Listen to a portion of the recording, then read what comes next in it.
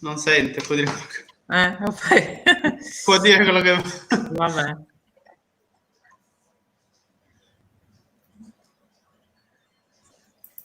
Okay, we are on air. When you want, we can start. Okay, good morning to everyone. We can start our small session, and we have 8 minutes for presentation. I remember this to all the participants, and 2 minutes for discussion. So I call the first presentation Daniele La Rosa and Riccardo Privitera. Good morning. Good morning, Daniele. Good morning, everyone. The title of their presentation is Green Infrastructure and Private Property, the Crucial Relationship for the Sustainable Future of Cities. It's up to you, Daniele and Riccardo. Okay. Good morning again. So I will share my screen right now and turn off my camera to avoid any possible lag or other problems that might occur. So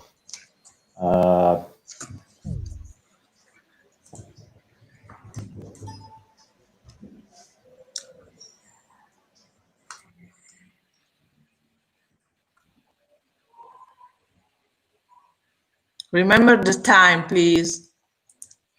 yes. 1 second.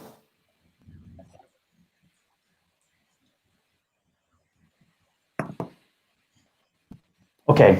So Okay. I hope you are seeing right now the first slide. Yeah, it's clear. Please confirm. Thank you. Okay. So I also start my time. Yes. So first of all, I would like to acknowledge my colleague Riccardo Privitera, who is a research assistant in our department. My name is Daniele La Rosa. I'm coming from Department of Civil Engineering and Architecture from the University of Catania.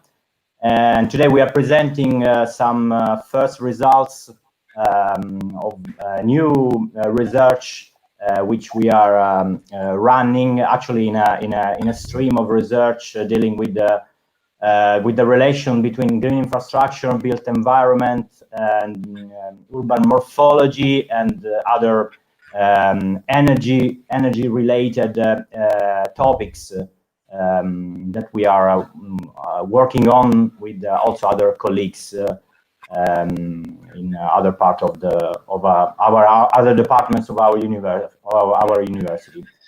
So today the research questions of this presentation and this new research are focusing on the role of private residential areas for the design of the green infrastructure. This research question arises from the understanding that private properties related to different types of urban morphologies can be actually used in different ways and are actually suitable for different uses in the overall design of green infrastructure, according, of course, to their current asset, especially according to their land covers and their physical features. So the outline of this presentation is to very briefly highlight the importance of green infrastructure for urban climate regulation. Then we will present the methods used in these works, the related results, and we will discuss the role of the private areas in different urban morphology, and then propose some conclusion for urban planning, of course, which is what we are actually dealing with. So this is something that probably many of you already know, which is the fundamental role of urban vegetation in providing a very differentiated range of ecosystem services. And among the different ecosystem services, which urban vegetation and more broadly green infrastructure are able to provide, the regulation of microclimate is one of the most important, or probably one of the most timely in this area. So the microclimate regulation of urban vegetation is usually follow different processes, which is the shedding effect, the evapotranspiration process, and also the generation of some micro gradient of air and of ventilation that are useful to reduce the overall temperature of urban environments. But here we are focusing on the most effective and important, which is the shedding, shedding on windows, on walls, and other features of the buildings and of the built environment. So what we are asking in this research is where is possible to increase the shedding effect of urban vegetation. So where is actually really possible to enhance the amount of urban vegetation according to the different possibility and the different space and room available in different morphological types of built environments. So we are working on in the metropolitan area of Catania. So I will not go in much details because we don't have the time. So this is the first result. So we are working on a very limited portion of urban area, but it's a portion that we chose because it presents some different features in terms of built environment and in terms of urban morphology. The method is based on two parts actually. The first is an higher resolution land cover done with through a pixel-based, in this case, supervised classification of high resolution orthophotos. So we have very good details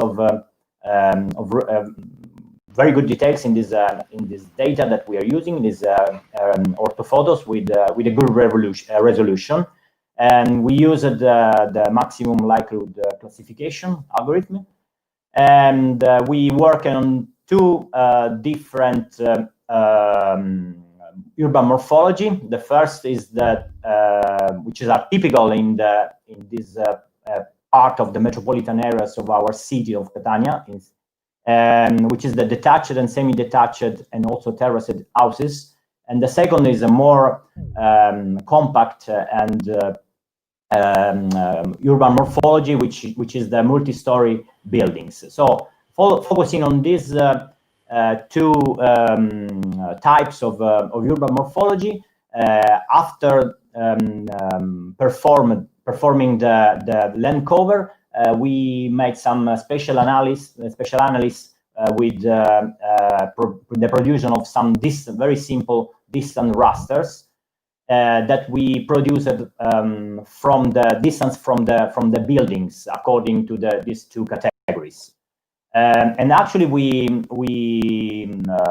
selected the very narrow strips of distance ranging from 5 to 8 meters, because this range of meters are normally where the trees that can be placed can be included in these very narrow strips are able to maximize the shading effect. So we saw which was the amount of land covers present in these narrow strips of 5 to 8 meters from each buildings. So these are the results of the land cover. You can see the accuracy table, and which was good actually, but they're not bad in terms of overall results. These are the shares of land cover. I will not go in details because we don't have time. So I see that I have 20 seconds less. And these are the most interesting results. So you can see the narrow strips of different land cover calculated from the buildings. So all these pixels that you can see over here and over there are actually the available portion of land, of soil, where of course are present different types of land cover. So what we saw is that of course, according to the different urban morphology, we have different responses in land covers which are present in the strips of 5 to 8 meters. And so these areas represent optimal places where new trees can be planted. But of course, the actual implementation of the green infrastructure in these narrow strips of available spaces from the buildings. Sorry, Daniele, I have an unpleasant rule. Yeah. It's 2 minutes again. Yeah. Thanks. But this is almost the last slide. So we have different behavior of the two different urban morphology. So for the category of multi-story apartment buildings, so the more compact morphology, we have a good amount of spaces available around buildings, but actually these spaces are, of course, mostly characterized by impervious land cover. So this will make the potential planting of new trees more complicated, because you will have to remove the impervious land covers. On the other side, for the categories of detached and semi-detached and terraced house, the available spaces for planting trees is more limited, because there is already some pervious and permeable land covers around the buildings, so there are less space in absolute terms. But of course, in these more limited spaces, it could be more easy and less expensive to plant new trees, able to, of course, provide shading effect on the buildings.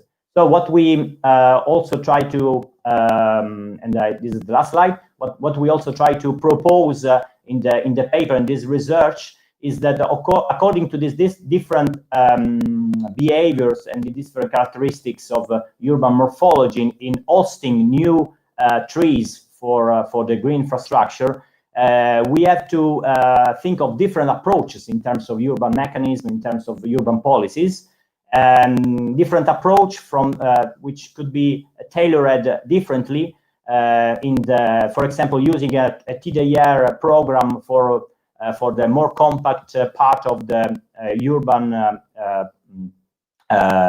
context, so for the multi-story apartment buildings, while for the other categories that we investigated, so for the low density urban settlements, so for the detached houses or terraced houses, we can go for other mechanisms such as tax credits or other fiscal duties, able to incentivize private owners to plant new trees in an overall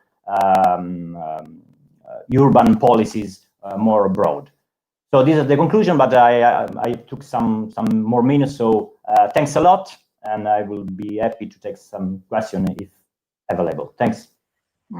Thank you, Daniele. Sorry for taking a couple of more minutes. Yeah, thank you, Daniele and Riccardo. If you agree, I think it's better to have our discussion at the end, so we can listen all the presentation. Give me a feedback, please, if you agree. For me, no problem. Okay. I agree. Okay. I remember to the chairman to fill in the evaluation form. Yeah. Okay. Okay. The next presentation is by Chiara Garau, Paolo Nesi, Irene Paoli, Michela Paolucci, and Paola Zamperlin. The title is a Big Data Platform for Smart and Sustainable Cities, Environmental Monitoring Case Studies in Europe. It's up to you, please. You can start. Good morning. I'm Paola Zamperlin, and first of all, I want to thank all the ICCSA people that made this virtual conference possible and gave us this opportunity to share our researches. Now I'm going to share my screen, and this is my. I'm sorry. This is our presentation. This is just a case studies, complex case studies we want to present today, and we want to start from these premises that today the smart city paradigm is not enough to explain the complexity and the complexity of the city, and the need to consider all the sustainable issues that are very important today, because one of the most challenging aspects for today is related to the need to keep under control all the environmental parameters towards global sustainability. But I think that it is interesting to notice that in this change, the focus shifts from a technology-driven approach to a data-driven approach, where the data are now the key element for having cognitive frameworks, very useful for urban planning in a global sense. And in these scenarios, so-called deep ecology paradigm, IoT and the big data become crucial to understand and to have the knowledge of a specific geographical context. The data alone is not a sufficient condition for a provision of smart services. It's necessary to adopt an ontology-based approach, which allows the representation and semantic interoperability of geospatial data and all related processes. So the integration of semantic information makes location-based services smart and truly capable of improving a smart city. And and only in this approach, specific geographic aspects can emerge thanks to the analysis of big data. And in this picture is summarized the complex architecture behind the Snap4City platform. Snap4City is a smart analytical application builder for sentient cities that has been developed in particular by the DISIT lab at University of Florence, directed by Professor Paolo Nesi, and with which me and Chiara Garau, me from the University of Pisa and Chiara Garau from the University of Cagliari, collaborate. And as you can see, is a very complex architecture that allows the creation of tools and guidelines and services to involve all different kinds of organization and research centers, universities, small and medium-sized enterprise, public administrations, citizen, and so on, and is fully compliant with GDPR, General Data Protection Regulation of the European Commission, that, you know, in this big data approach is a key issue to face. And this platform is able to ingest and manage a large set of data set, provides a set of smart city APIs. All these APIs are available on the website. You can find, if you go to snap4city.org, you can find a lot of information, tutorials, and any kind of data you need to, and the software too. If you want to download it and install in your premises, you can do it. And now this platform is applied in many Italian and European cities, such as Firenze, Cagliari, Pisa, Livorno, Prato, Lonato del Garda, or Helsinki, Antwerp, Santiago de Compostela, in bigger geographical areas such as the Tuscany region, or Sardinia, or the Lombardy, but also Belgium and Finland. And this solution provides methods and tools to quickly create a wide range of smart city application by leveraging heterogeneous data, and then it offers the possibility to create advanced dashboard in order to visualize and to visualize analytics provided.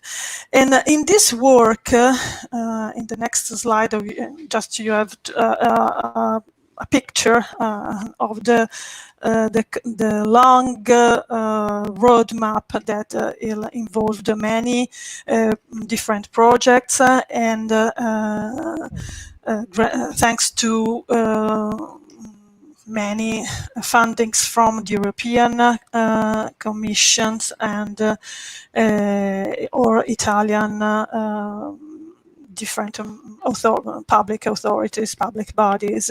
And I highlighted the GHOST project, SELECT, 4Cities project, TRAFFER projects, that are the main project in this research involved. We decided to report 3 examples in Europe, in particular 3 cities at different levels of smartness, of maturity: Florence, Helsinki, and Cagliari, where this smartification process is launched through this Snap4City platform.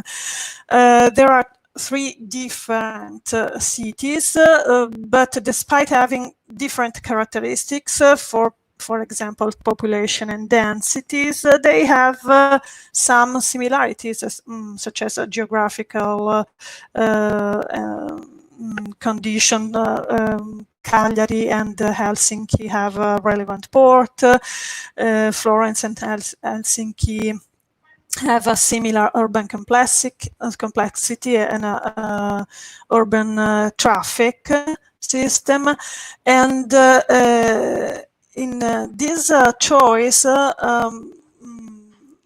allows us to highlight the importance that the environmental issues have now in order to define strategies to public health and for management of a smart city governance, to better shape the smart sustainability of a city for the future. In the city of Florence, Snap4Cities is in particular applied to mobility, environment, pollution, industry 4.0, energy, social media, healthiness, and so on. In Cagliari, Snap4City platform mainly is applied to take advantages and monitor many aspects connected to tourism, culture, and mobility. And in Helsinki, in particular, for environment, citizen awareness, dashboard, mobile application for a different number of users, citizens, tourists, public bodies, city officers, and so on. And in this picture, you have a service map for the Cagliari city that highlights many points of interest along with public transport lines. And here I try to synthesize the three different phases necessary to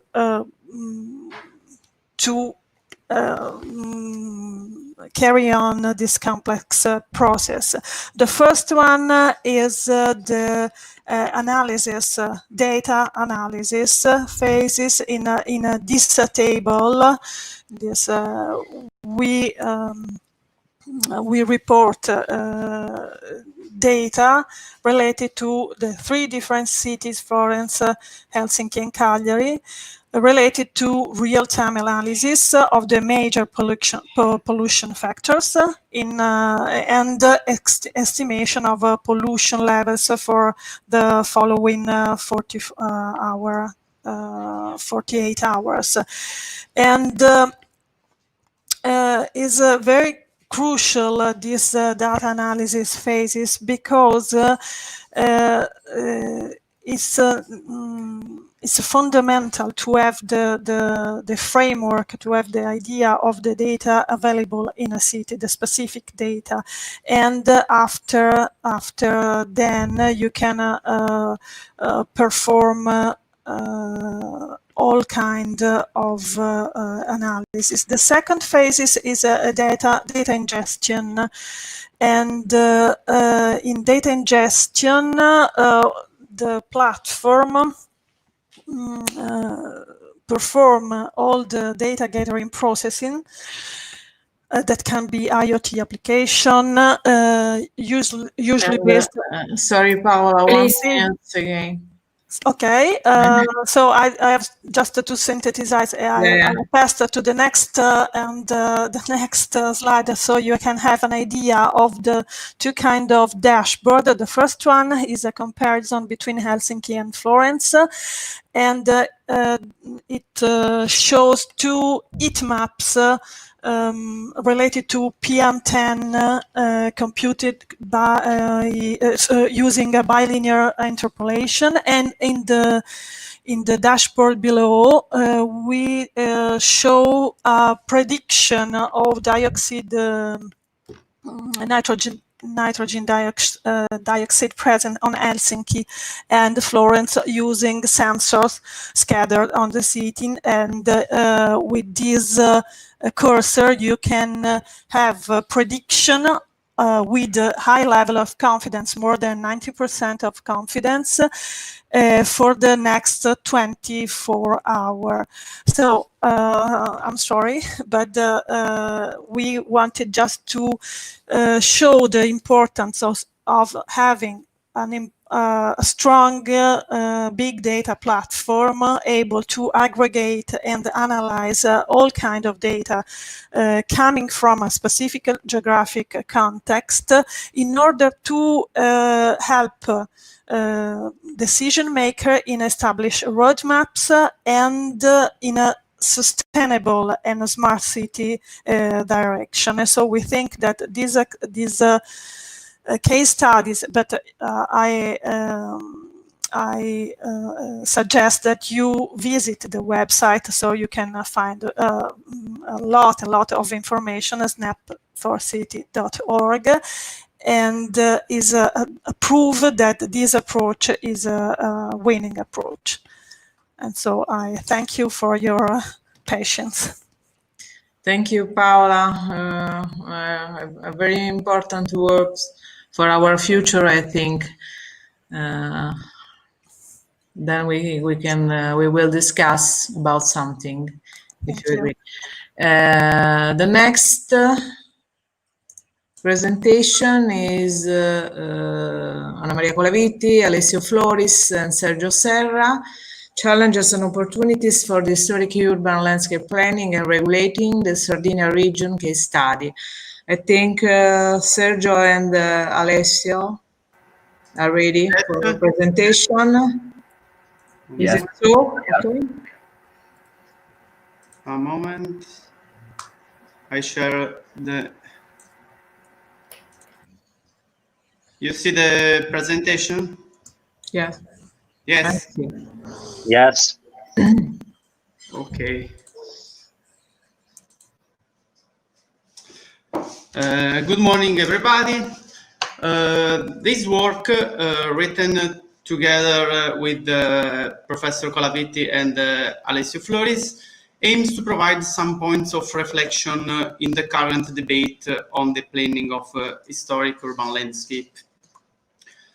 The research investigates new innovative approaches in the field of protection and enhancement of the historic centers in Italy, referring both to theoretical debate and planning practice. In particular, it focuses on the innovations introduced by landscape planning, analyzing the case study of the region of Sardinia, also supported by several experiences of applied research in the field carried out by our group. Highlighting the limits of the traditional planning model for historic centers, the research analyzes the potential offered by new technologies in order to assess their contribution to support planning policies, improving their effectiveness. In the long Italian tradition of policies for the historic centers, we can identify two different planning approaches that sometimes are difficult to be integrated. The first focuses on conservative actions that are based on a vision of the historic center as a monument. Integral conservation policies put at risk the productive and the commercial system and also the permanence of the inhabitants. On the other hand, we can identify more innovative positions that include in the disciplinary debate new issues related to the economic, cultural and social values of the historic center. The identification of the Zone A in the General Urban Plan represents a first protection measure, although not able to appreciate the several features and the characteristics of the different contexts. Another important step concerns the introduction of the recovery plan aimed at the redevelopment of compromised and degraded areas.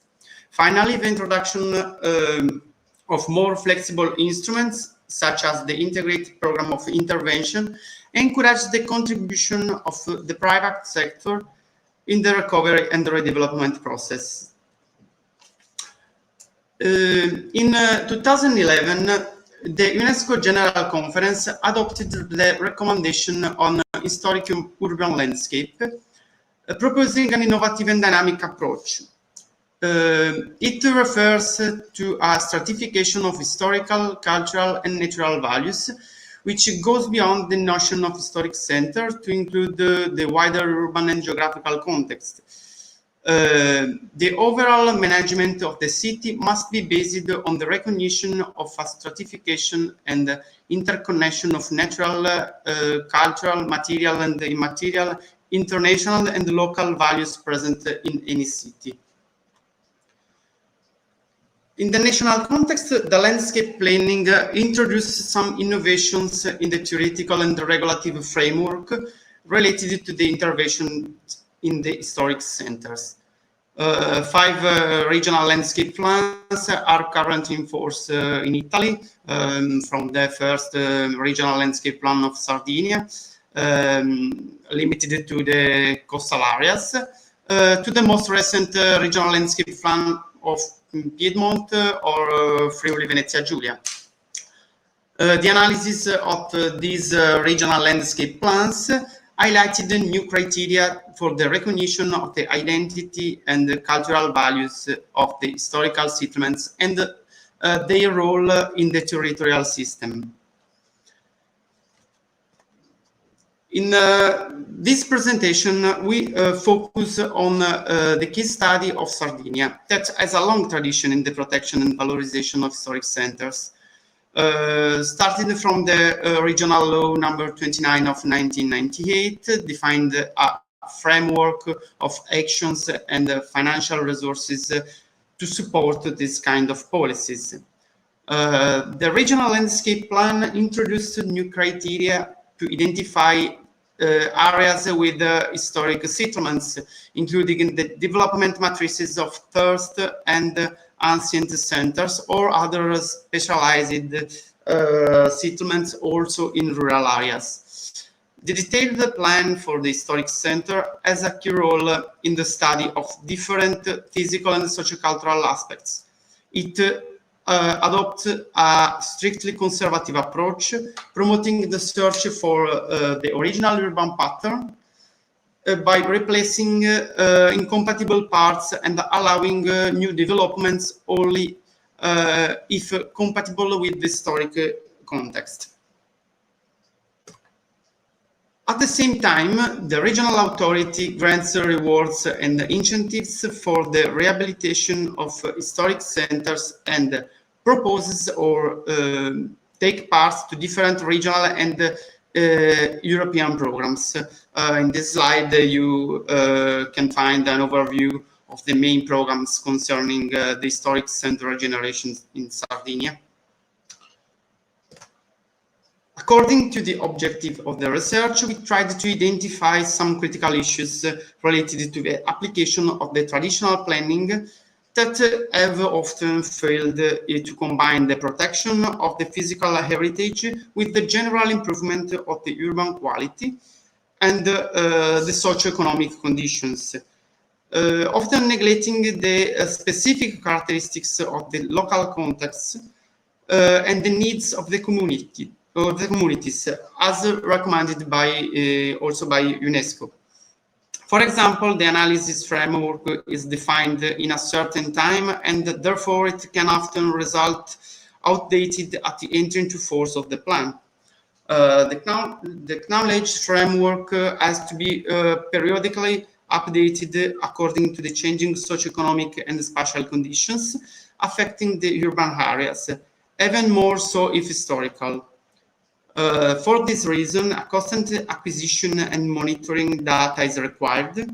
And finally, the inadequate participation and sharing of choices made by the political decision makers affect the effectiveness of the planning.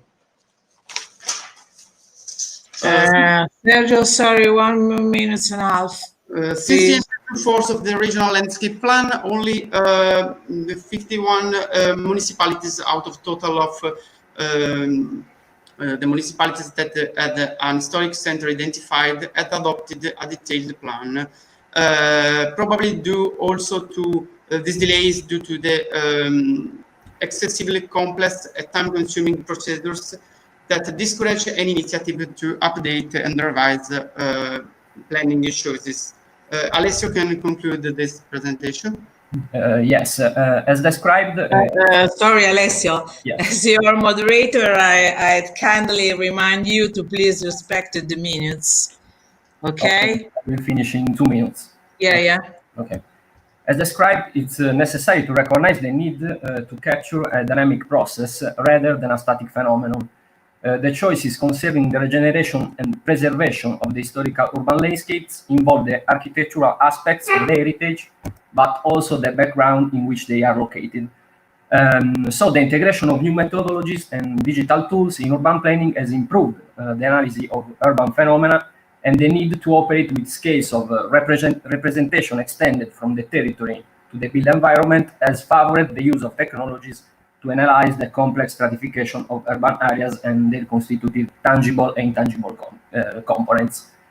In this slide, we have an example of application of the GIS tool for the detailed plan of the historic center of a municipality in Sardinia.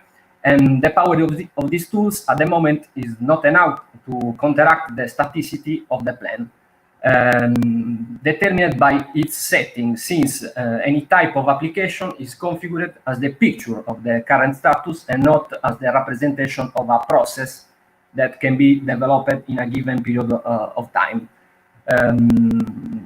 We can go in the next slide, please. Thank you. In this slide, we have some tools and some systems that can be used for implement the process of the urban planning. We have the GIS, the building information modeling, and the HBIM, an evolution of the building information modeling, and the digital participatory platforms. We can go to the next slide, please. In conclusion, while the conservative approach is still the guiding principle of the planning directives, it's nevertheless clear the attempt to introduce objectives for the valorization and regeneration of the existing cities. The digital revolution has influenced urban spaces which are structured through their physical dimensions, but at the same time permeated by information flows in line with the well-established paradigm of the smart cities, and historic centers are not excluded from this process. The potential offered by new technologies allows to manage the planning process in a more effective way, starting from the construction phase of the knowledge framework. Also, making it possible to control its implementation and monitor its developments. Finally, we believe that the technological innovation can contribute to increase the effectiveness of planning only if it's part of a process of reviewing the form of the plan in order to overcome the static nature of the knowledge and the regulatory framework. Thank you. Okay, thank you, Alessio and Sergio. And the last presentation is by Alfonso Annunziata and again Chiara Garau. Literature review on the assessment of workability and its theoretical framework, merging perspectives for research developments. Yes, good morning. Okay, please, Alfonso. Yeah. Can you see my screen? Yeah. Okay. So my name is Alfonso Annunziata, and I'm here today to present a paper that I wrote with Chiara Garau entitled A Literature Review on Workability and its Theoretical Framework. This paper aims to formulate a theoretical framework for the understanding of the relationship between built environment, people's propensity to work, and the effects of working behavior on people's well-being, as well as on social phenomena within the contemporary city. Building on the results of this study, we have developed a methodological framework and a workability assessment tool, which are presented in an article that I wrote with Professor Garau and Professor Claudia Yamu. This article, which has been published on the journal European Planning Studies, is entitled A Workability Assessment Tool Coupling Multi-Criteria Analysis and Space Syntax, the Case Study of Iglesias, Italy. So I will start my presentation by answering to two questions. What is workability and why focusing on workability? Well, workability, which we can define as the potential of the built environment to promote working, is emerging as a central issue. In fact, workability can be associated with a construction of an inclusive and just public space, with the promotion of health, with increased sociality and sense of community. As we can see from this image, workability lies at the intersection between built environment properties, individual abilities, and factors informing policies and governance practices. So understanding the relation between built environment, individual behavior, and people's well-being can be a central aspect for informing governance practices and place-shaping processes. Consequently, a growing body of literature on workability exists. Different approaches to the analysis of workability have been developed, as well as different definition of its environmental factors and correlates. Yet there are significant limits within the existing literature. For example, for instance, the lack of a comprehensive conceptualization of well-being, and so of a comprehensive conceptualization of impact of workability on people's well-being, the failure to recognize the relational character of opportunities embodied in the built environment, and the marginal consideration of the effect of the topology of spatial layouts on patterns of natural movement and co-presence, and finally, the marginal consideration of ethical issues emerging from the discourse on workability. In order to address these criticalities, we introduce and discuss the concepts of capability, affordance, configuration, and urban ethics. So the object of our research is twofold. Firstly, we investigate to what extent the existing literature on walkability recognizes the research prospects embodied in these concepts. And secondly, we provide a qualitative definition of these concepts. So our methodology, our literature review is articulated on 7 stages. First, primarily a set of articles on walkability is selected within the Web of Science database. The query that we have used contains the terms walkability, built environment, street, and neighborhood. The set of articles is then refined by considering only articles which are related to the disciplinary fields of urban studies and urban planning. Then, after this second stage, a subset of articles is retrieved for each one of the proposed concepts. And for each one of these subsets, 5 indicators are measured to determine the centrality of each concept within the existing literature. Indicators include number of results found, number of citations, average citations per item, number of citing articles, and H-index. The final stage, as we can see, the analyze stage, is focused on a comparative content analysis of the most relevant articles within each subset. So the results show that despite the growing interest in walkability, these concepts of capability, affordance, configuration, and urban ethics are still unexplored within articles and studies related to the disciplinary fields of urban planning and urban studies. More precisely, the concept of affordance has the least impact and centrality, while the other concepts, for instance, ethics and configuration, present higher centrality, and so they represent increasingly studied aspects of the walkability issue. After this stage, the content analysis is aimed at producing qualitative definitions of these 4 concepts and also at clarifying their relevance for understanding the relationship between built environment properties and individual and collective practices. So within this perspective, we can define capability as the ability of an individual to achieve a state or a condition deemed as valuable.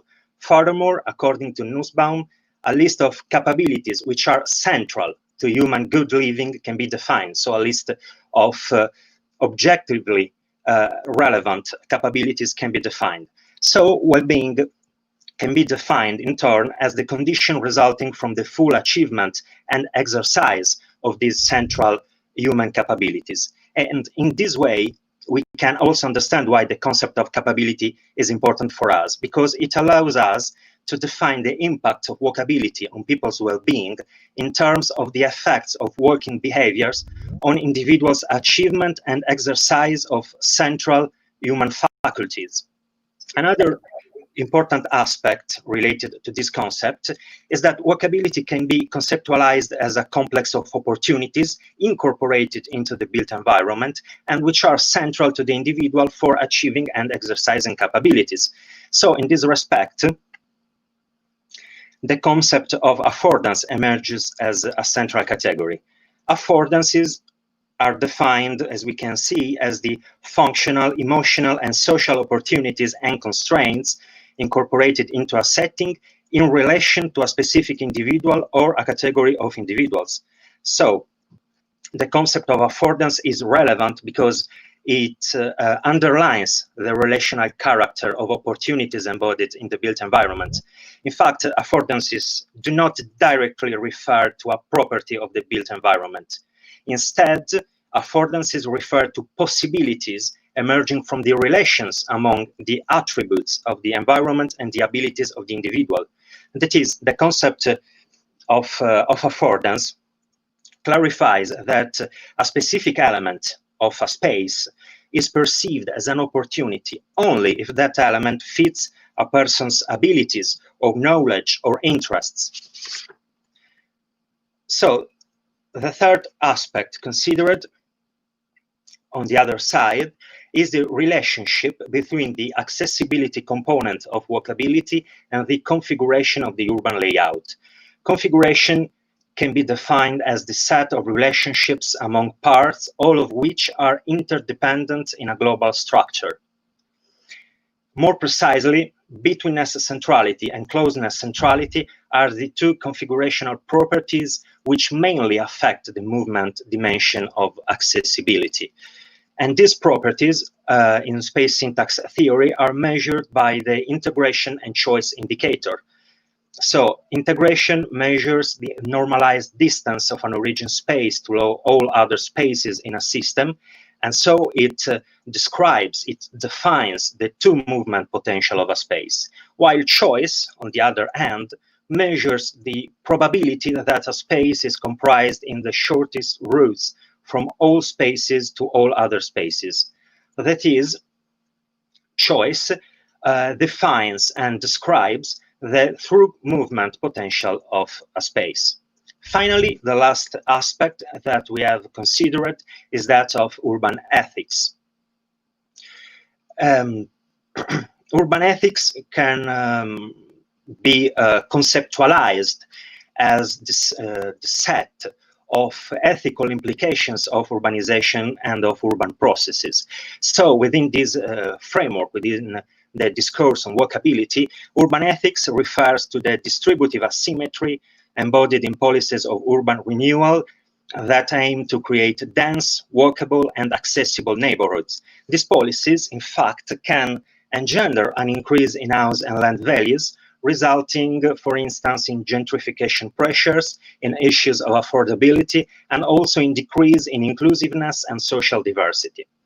So, in conclusion, this study is aimed to underline that these concepts of capability, of affordance, of configuration, and of urban ethics can represent the foundation of a theoretical framework which can address the four limitations of the existing literature that we have seen before, and can support a comprehensive understanding of the relationship between built environment and human behaviors.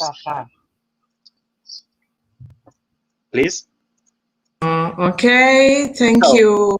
Just one second. I want to conclude.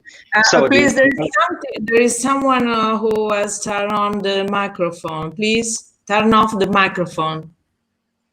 Not you, Alfonso, of course. So to conclude, the development of this research is focusing on the construction of a methodological framework that can support decision-making processes within planning practices in two ways. First, in the identification of criticalities embodied in the spatial, material, and socioeconomic structures of the city. And secondly, by monitoring variations in patterns of spatial practices and social inequalities engendered, for instance, by actions and policies of urban renewal and regeneration. In this respect, we believe that this framework for walkability will be able to orient the design and planning processes towards the construction of meaningful and inclusive public spaces, really responding to the needs of different stakeholders. And that's all, and I thank you for your attention. Thank you, Alfonso. Very interesting works. So time is over, but I would like to start our short discussion. Who is willing to be the first? If you want. There is someone who wants to speak. Please. Yeah. So, yeah. Okay. Yeah, Danielle is here.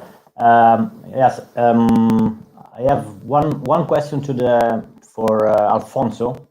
Very quick one, because the work is very interesting, of course, and I wanted to ask if you would be able to distill some indication or recommendation for at the urban level for urban planning to try to increase the overall level of workability in a city. I mean, which did you find some in the papers that you reviewed? Did you find some practical indication, or it was more a theoretical discourse that you investigated? I would like to ask if there is some detachment from the more theoretical research to the more grounded practical work of planning. Thanks. Thank you for your question. Yes, of course. What we want to underline is that from the existing literature and also from literature related to workability from other disciplinary fields, we can retrieve this concept with which, as I said, can be useful to structure a theoretical framework so as to better understand the relationship between built environment and working behaviors.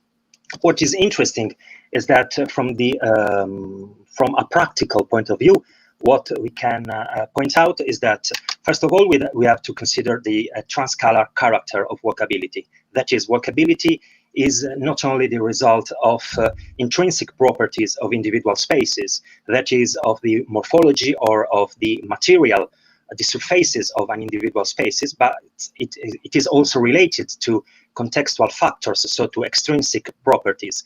And within this respect, space syntax theory and techniques can be very useful to fully appreciate the impact of the topology of the urban layout, of the configurational properties, depending on the topology of the urban structure, to understand how this construction of the city, how the spatial layout can affect natural movement, that is the patterns of pedestrian movements, and can also affect, as a consequence of the alteration, if we can say so, of natural movement patterns, it can affect also patterns of co-presence and co-awareness between people.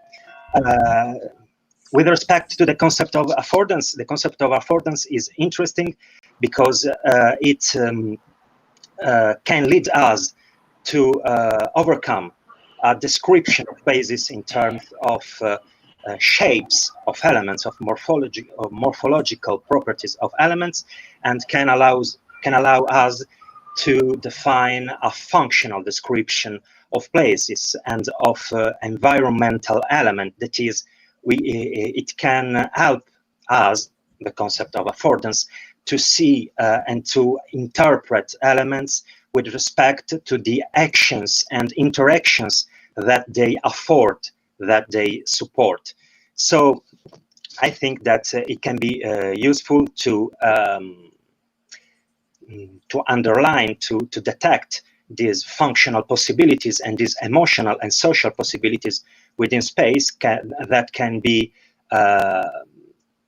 translated and converted into indicators to measure the total potential of a space to afford walking and behaviors related to walking.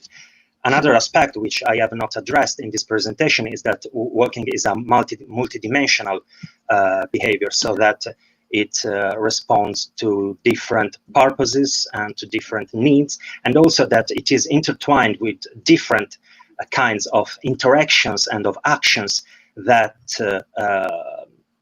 connect the user with the surrounding material and social environment. Okay. Thank you, Alfonso. I think we have no more time, but I had a question for Daniele. I realize it's a very hard question, but it's your work seems to me very interesting. Do you think something about the relationship with the problem of a new standard model from the normative point of view? Daniele?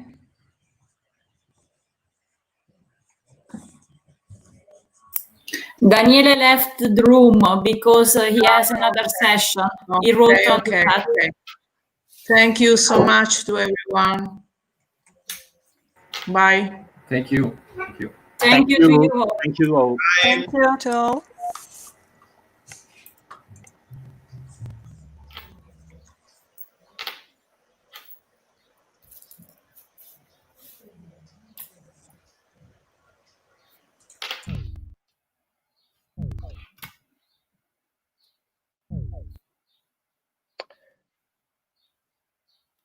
Good morning, everyone. I'm sorry we have a slight delay, apparently, because the previous session was just over seconds ago.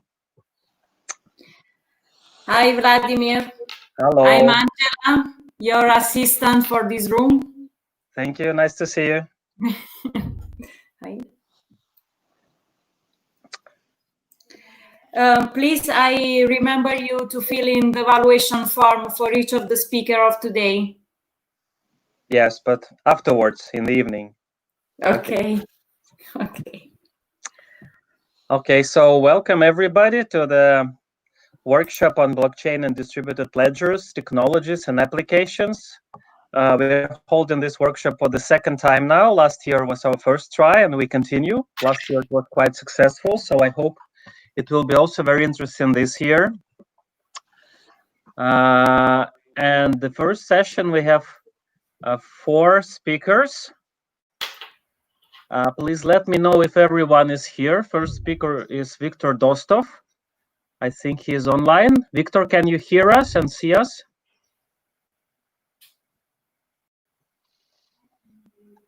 Hello? Can you say something?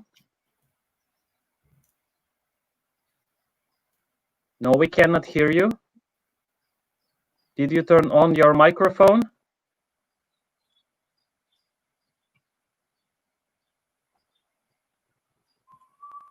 No, I cannot hear you.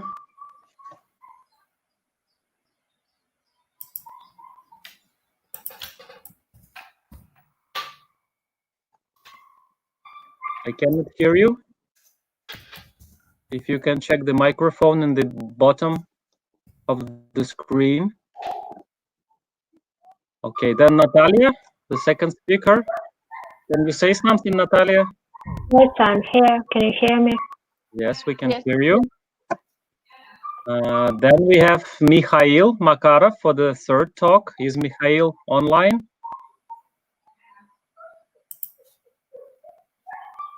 Probably not, but I will have to call him then. No, he is. Huh? No, he's not here. He's not. He's not. And the last talk will be done by Sergei Kazhin. Is Sergei online? Or maybe Vladimir Popov? I do not hear yet. Okay. So Victor, can you check if you fixed your microphone?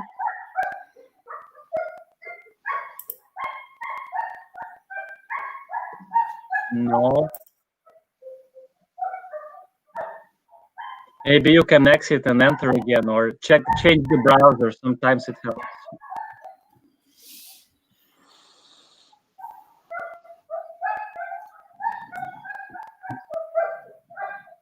Someone has a dog with noises around him.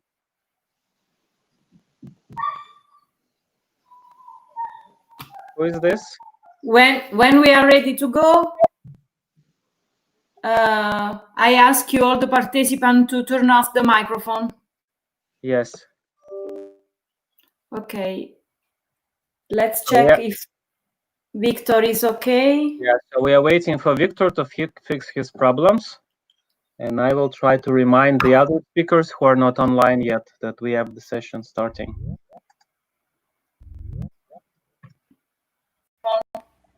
Yes. Let's check if Victor is okay. We are waiting for Victor to fix his problems. And I will try to remind the other speakers who are not online yet that we have the session starting. There is a YouTube. Vladimir, can you hear me? Yes, now we can hear you. No, it's okay. Great. So let's welcome Victor. So Victor is the scientific director of Distributed Ledger Technology Center of St. Petersburg State University, and also the head of Russian Electronic Money and Remittance Association. So Victor, please share your screen with your slides.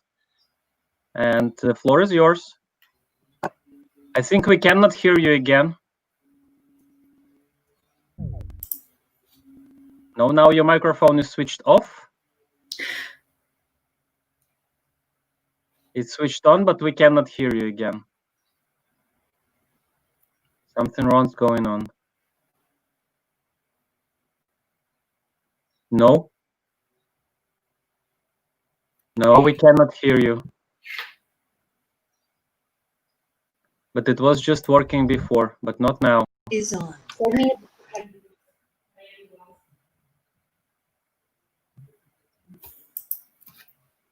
Can you do it again, what you just did before, when it started working?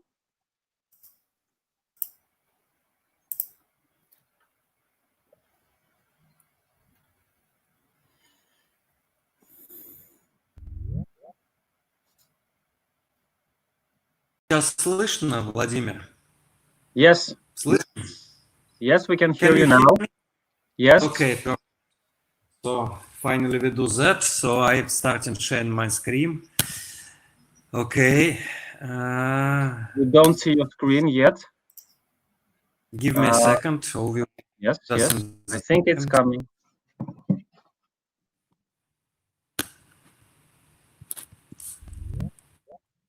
Done.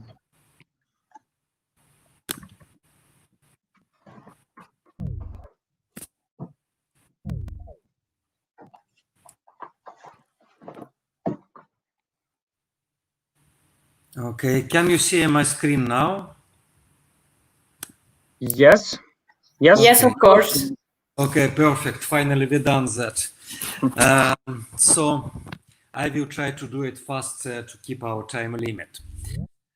So my report is devoted to generalization of bus equation for cryptocurrencies. To put it in more simple words, we will try to understand how fast audium of cryptocurrency is evolving, how many people in given interval of time are joining usage of cryptocurrencies, and what happened to audium in long time perspective.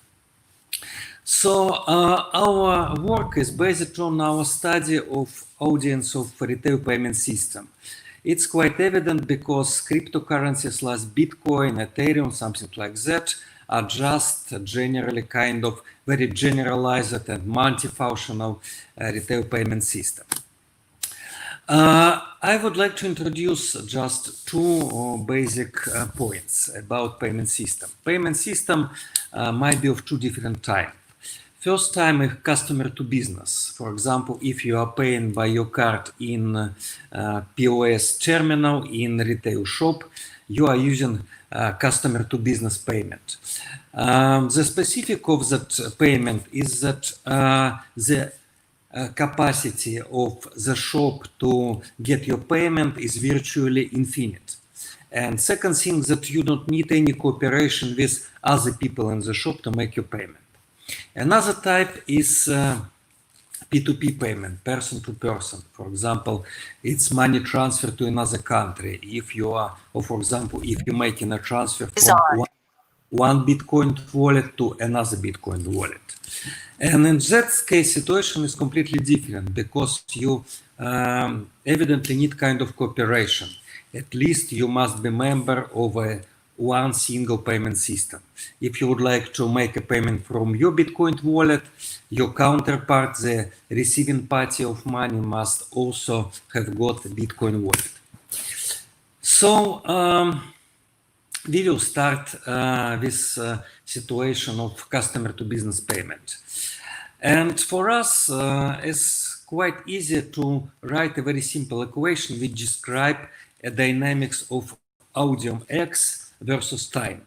First, we need to define how many people are not using in the moment, for example, Bitcoin or Ethereum. The number of the people is n minus x, where n is the number of all the possible audio. Then, from the theory of probability, we would like to suppose that in every given moment with some probability A, people start using the system. So we get kind of positive term, and it is first term in our equation. But at the same time, some of people decide to leave the system, for example, because they are not satisfied with the system performance. So we get a second term as B multiplied on X. It's quite simple linear equation with kind of exponential solution. In P2P system, situation is absolutely different because to become a user, you need not only make your own decision, but your decision depends on the number of current users in system. As a result, we get a kind of quadratic term multiplied on A, which describes the probability of the person to join the system at the given moment of time. And also we have the same term which describes the possibility of leaving of the people the system because they are not satisfied by the system. Actually, most systems are much more complicated. For example, Bitcoin or Ethereum combine both kind of B2C or C2B and P2P functionality. So as a result, we need to write a kind of generalized equation. It's called Riccati equation of that type, and get a kind of solution. The solution of the system, of course, depends on parameters. For example, if we have got in our system dominating C2B transaction, B2C transaction, we get red curve for amount of clients, which is increasing, and we get blue curves for the rate of joining to the system, which is increasing. If we have got dominating P2P transaction, we have got a little bit more complicated situation. We have non-monotonous rate of joining of people to the system, and we get S type of curves for overall number of people in the system. And of course, in general situation, we have got some kind of intermediate case, which is shown in between. That equation has got some different parameters. The parameters D describes how fast the system development. The biggest is D, the slowest development of the system. And C describes as the type of the system. I will show it a little bit later. So to check our model on some kind of traditional convenient system, I will show you the situation with amount of payment card in different countries of Europe and Russia. And here we see that our curves describe the behavior of payment system quite well, probably except a little bit of Spain. Then we started to apply our approach, our equation to cryptocurrencies. Here I show you curves for Bitcoin on top and Ethereum in green. And of course, we see that curves for cryptocurrency are much more noisy. It is because cryptocurrency are not only payment instrument, but they are also investment instrument, and they demonstrate some kind of random non-correlated behavior, like, for example, Dow Jones index for shares. To deal with that situation, we make some kind of finding of average values for years. And we see that for years, we have much more clear picture. And also, if we put our model to year statistic, we will have a reasonable coincidence with reality. Of course, we cannot predict years 2017 and 2018, because as you remember, in that years we have got a crazy hype about cryptocurrencies and their behavior was absolutely irrational. But for other piece of curves, we have some kind of reasonable results. For when they fit dynamics of cryptocurrency wallet by years, we can use the parameters to restore the behavior in much smaller scale. And we see that for average behavior, for our smooth curves, we have quite a good prediction.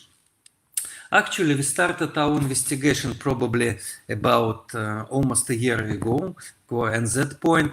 And at that point, we demonstrated that cryptocurrencies are going to the stable state. We don't expect any visible increase in their activities. And situation for last, for example, half of the year also describes us clearly that our assumption was absolutely right, and cryptocurrencies are quite stable now.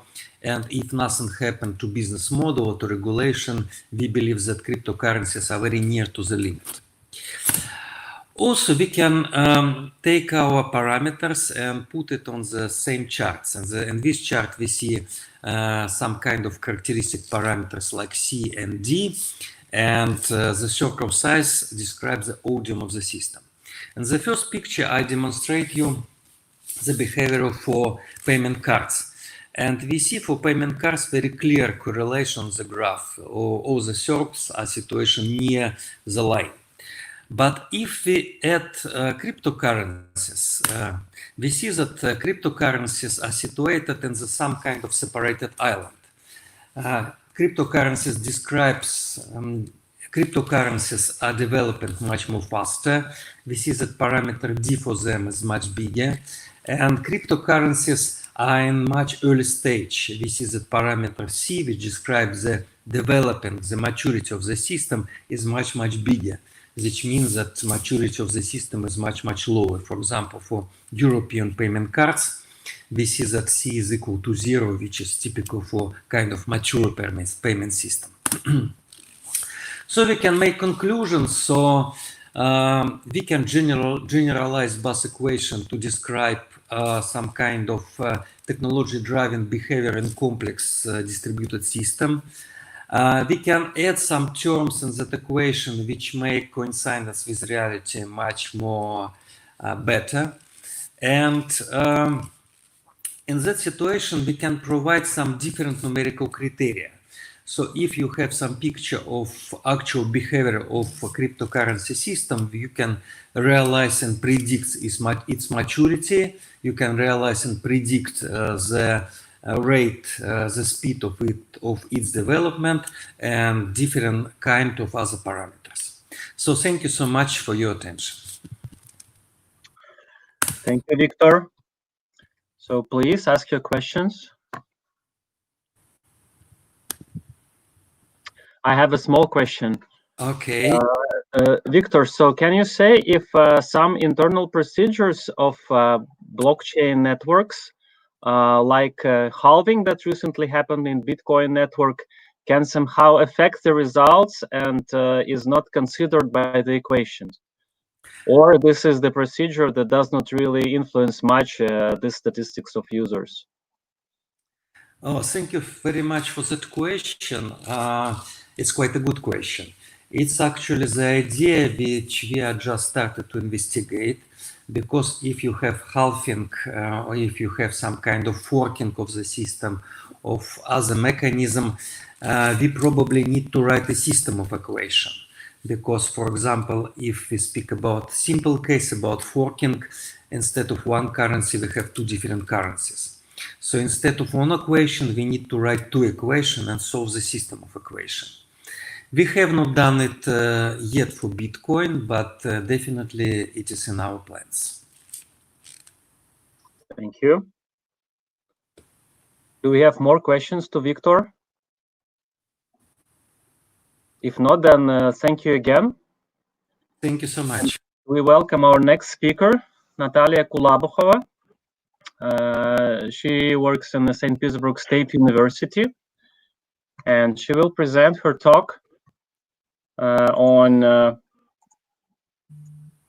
self-sovereign identity as trusted root in knowledge-based systems.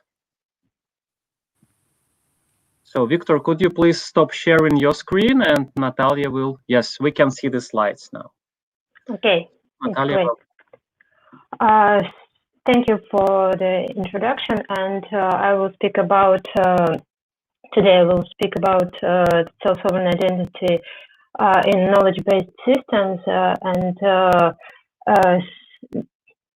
self-sovereign identity itself become very popular for the last maybe 2 or 3 years because of the growing interest of the blockchain technologies. Though the idea of it has its own life before the distributed ledgers appears.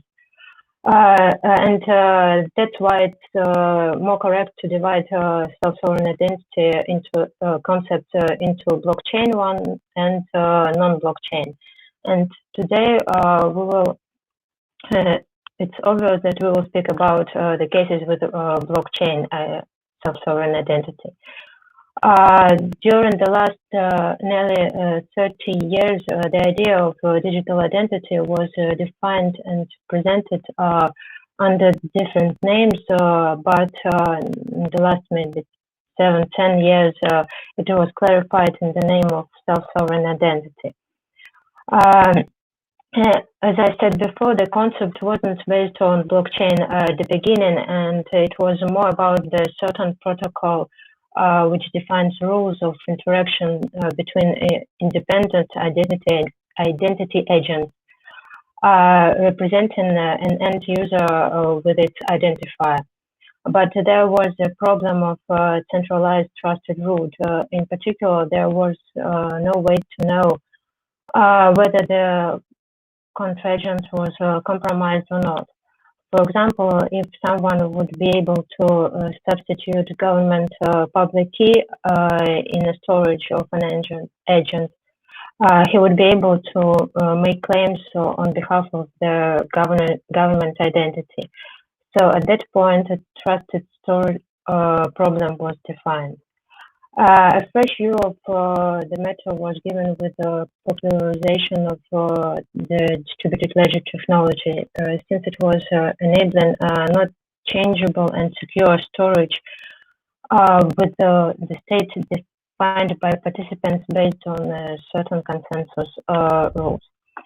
And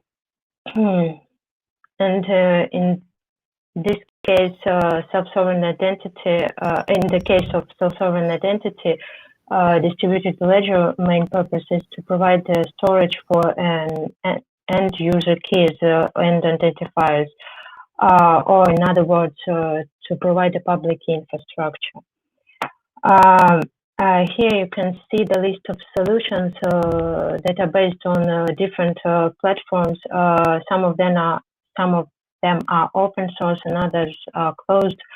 The list of methods for self-sovereign identity in the terms of decentralized identifiers is growing practically every day, but most of them are constructed for very small specific purposes and are not universal. I will speak about two systems today, and the main purpose of my research is to use the digital identity in two cases. First, to use self-sovereign identity of a single person in knowledge-based system, and the other one is self-sovereign identity of a component, a candidate in the human resources matching system.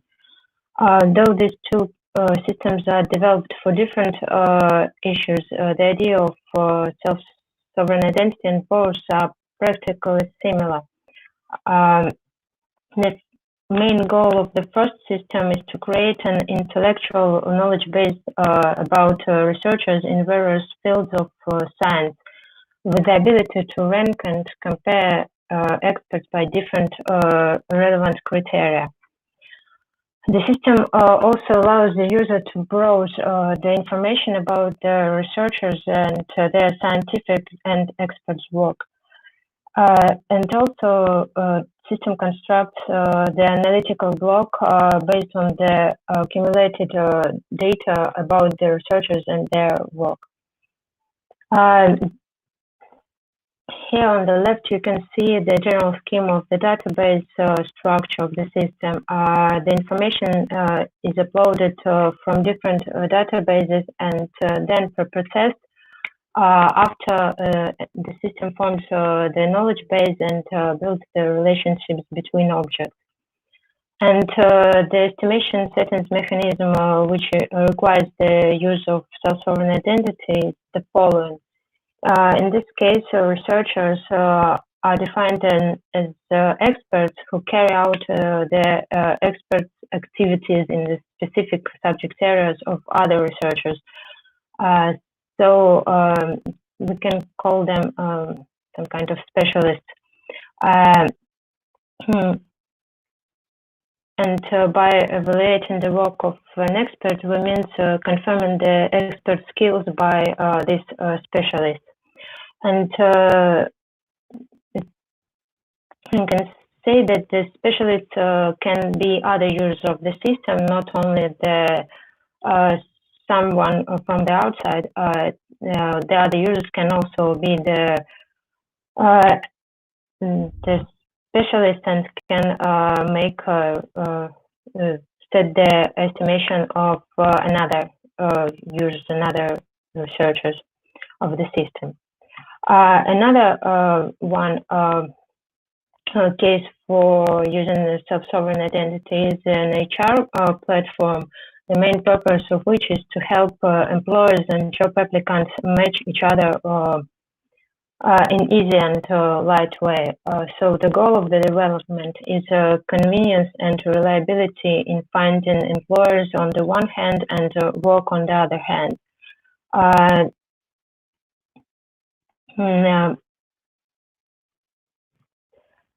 Yes, and the figure you can see shows the idea that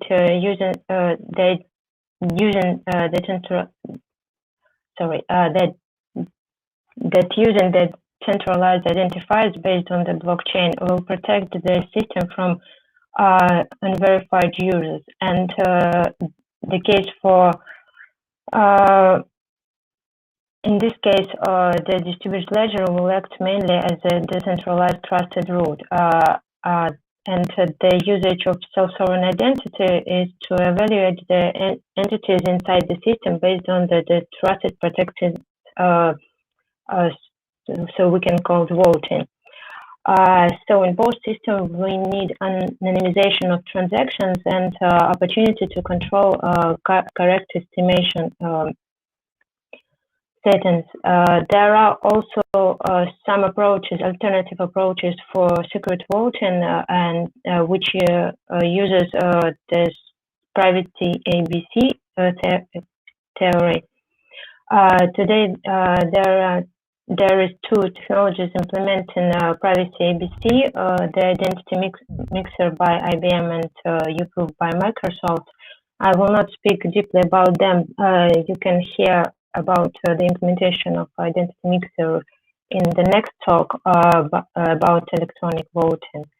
And the solutions with zero knowledge proof inside are those three made for Zcash currency on the blockchain, on the Bitcoin blockchain.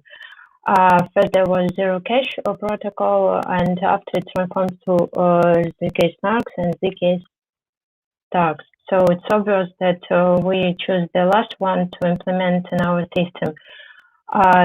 Where the idea of that someone shows that he knows something about some value, not without revealing the further information about what he's really know about it. In Zcash Starks, it's the developers say that it is totally secure with a post-quantum cryptography algorithm. And Merkle has 3 signatures. But even those two last realizations of zero knowledge proof has their pros and cons. You can see them on the slides. Even though the last, which is even which has even post-quantum cryptography. And to conclude, I will say that currently Zcash Starks and others are mainly used to track the current distribution of coins when making transactions in the distributed systems. But will it be? But in the described above two systems, will it be possible to use zero knowledge not only in the distributed voting, but also as a trustful interaction between the system participants? And as I said, there are some questions about the security and usability of those applications, and we're not yet analyzed another existing application bulletproof of this, which also uses ZK proof, and this is our goal for the future work. Thank you for your attention. Thank you, Natalia. Please ask your questions. Natalia, you mentioned some tools like YOLOCOM or Sovereign in the beginning in the table. So my question is, can you comment how ready to use they are? And do you use any of them, or you only use these zero knowledge proof tools like Bulletproof? We're not yet using bulletproof, and speaking about the Sovereign and other, the well-developed one is Connect Me application, but it is not yet yet finished, I can say. So we are thinking of use them, but they have no zero knowledge proof inside, and that was the reason not to use them. So we can use them in general case, but if we want to make some kind of voting inside our system to arrange the users, so we need some kind of protection to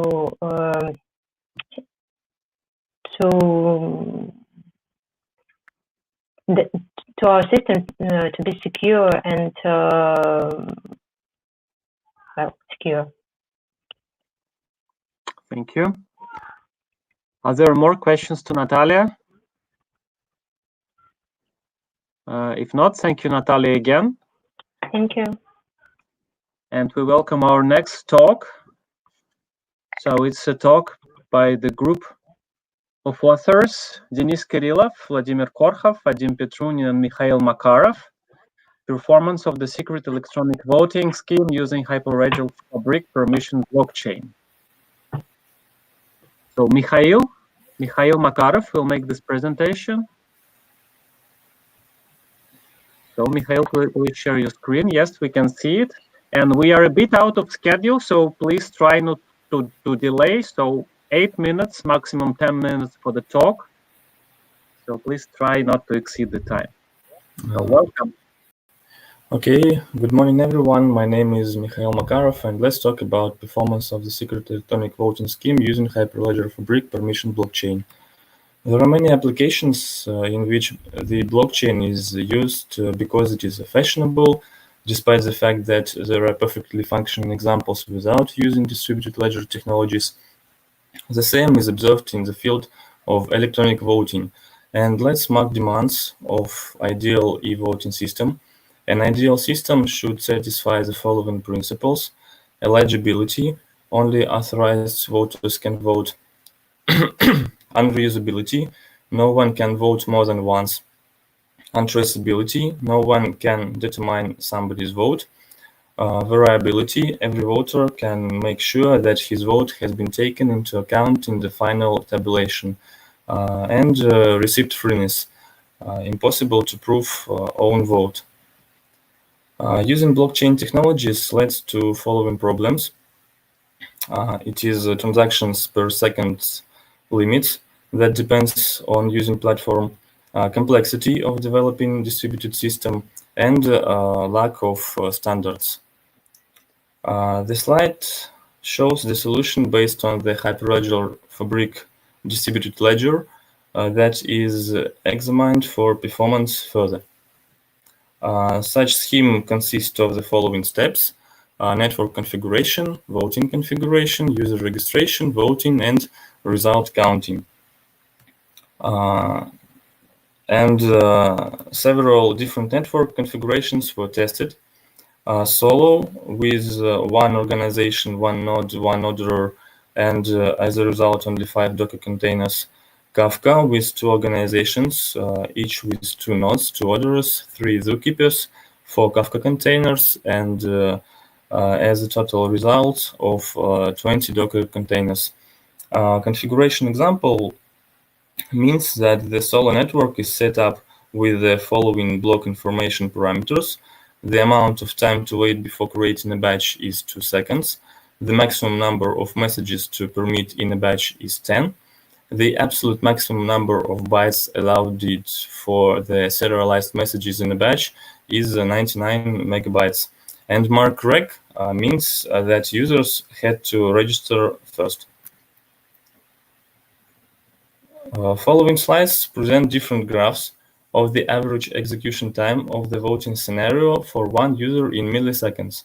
The plots illustrate the comparison of operating time in the same configurations depending on the need to initially register in the system. It can be seen that if it is necessary to register, the execution time of the script increases by 1.5 or 2 times. This is due to the fact that during registration, the user receives a new X509 certificate, and the information of which is an expensive cryptographic operation. Here presented comparison of the operating times of different types of consensus, Solo and Kafka, in the same configurations.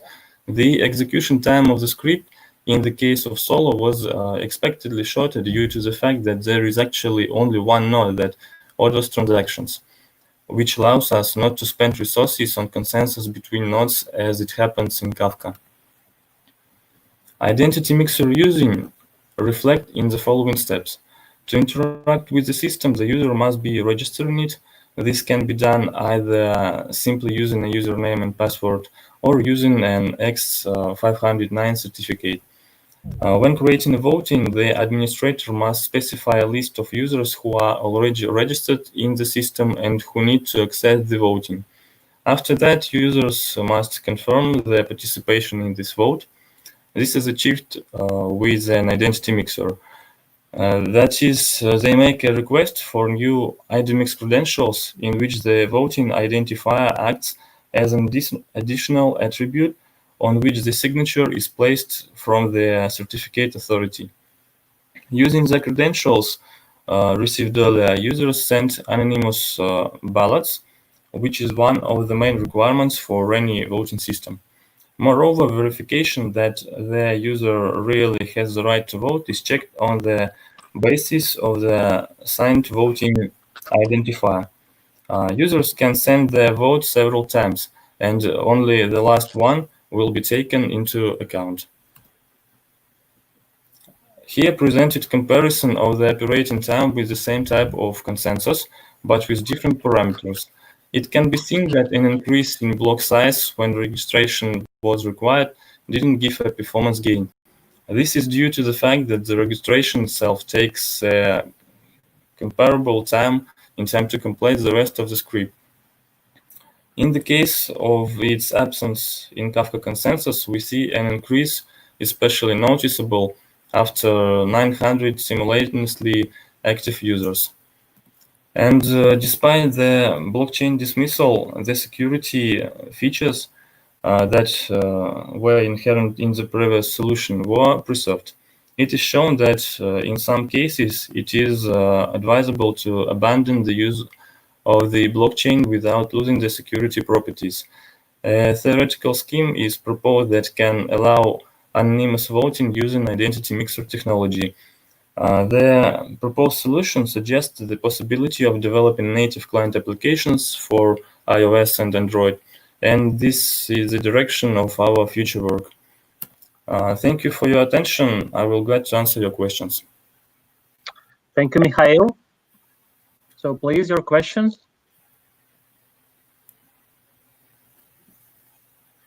Mikhail, so what is your idea? How can you increase the scalability of your solution? So what should be the next step? Because the current implementation doesn't seem to scale more than a couple of thousands of users. I suppose there are several ways how we can make our solution more scalability. For example, the first one is to use another distributed ledger platform. For example, Ethereum or CouchDB and others. And it also needs to research these platforms with more details. And the second way is to use, for example, another consensus algorithm, except Solo and Kafka in Hyperledger Fabric. For example, Raft consensus. And it is also the future work. Thank you. And can you say if your current solution is already production ready and you use it in some practical cases? Yes, we use our solution in some universities' Soviet votings, university council voting, and there are no complaints, and everything is good. Okay, thank you. So are there more questions to Mikhail? If not, then Mikhail, thank you again. And we welcome our last speaker. So this is the talk by Sergey Kazhin and Vladimir Popov from Blockchain Laboratory in Sberbank, Moscow. Yet another e-voting scheme implemented using Hyperledger Fabric blockchain. I believe Sergey Kazhin will be the speaker. Welcome. Yes, okay, thank you.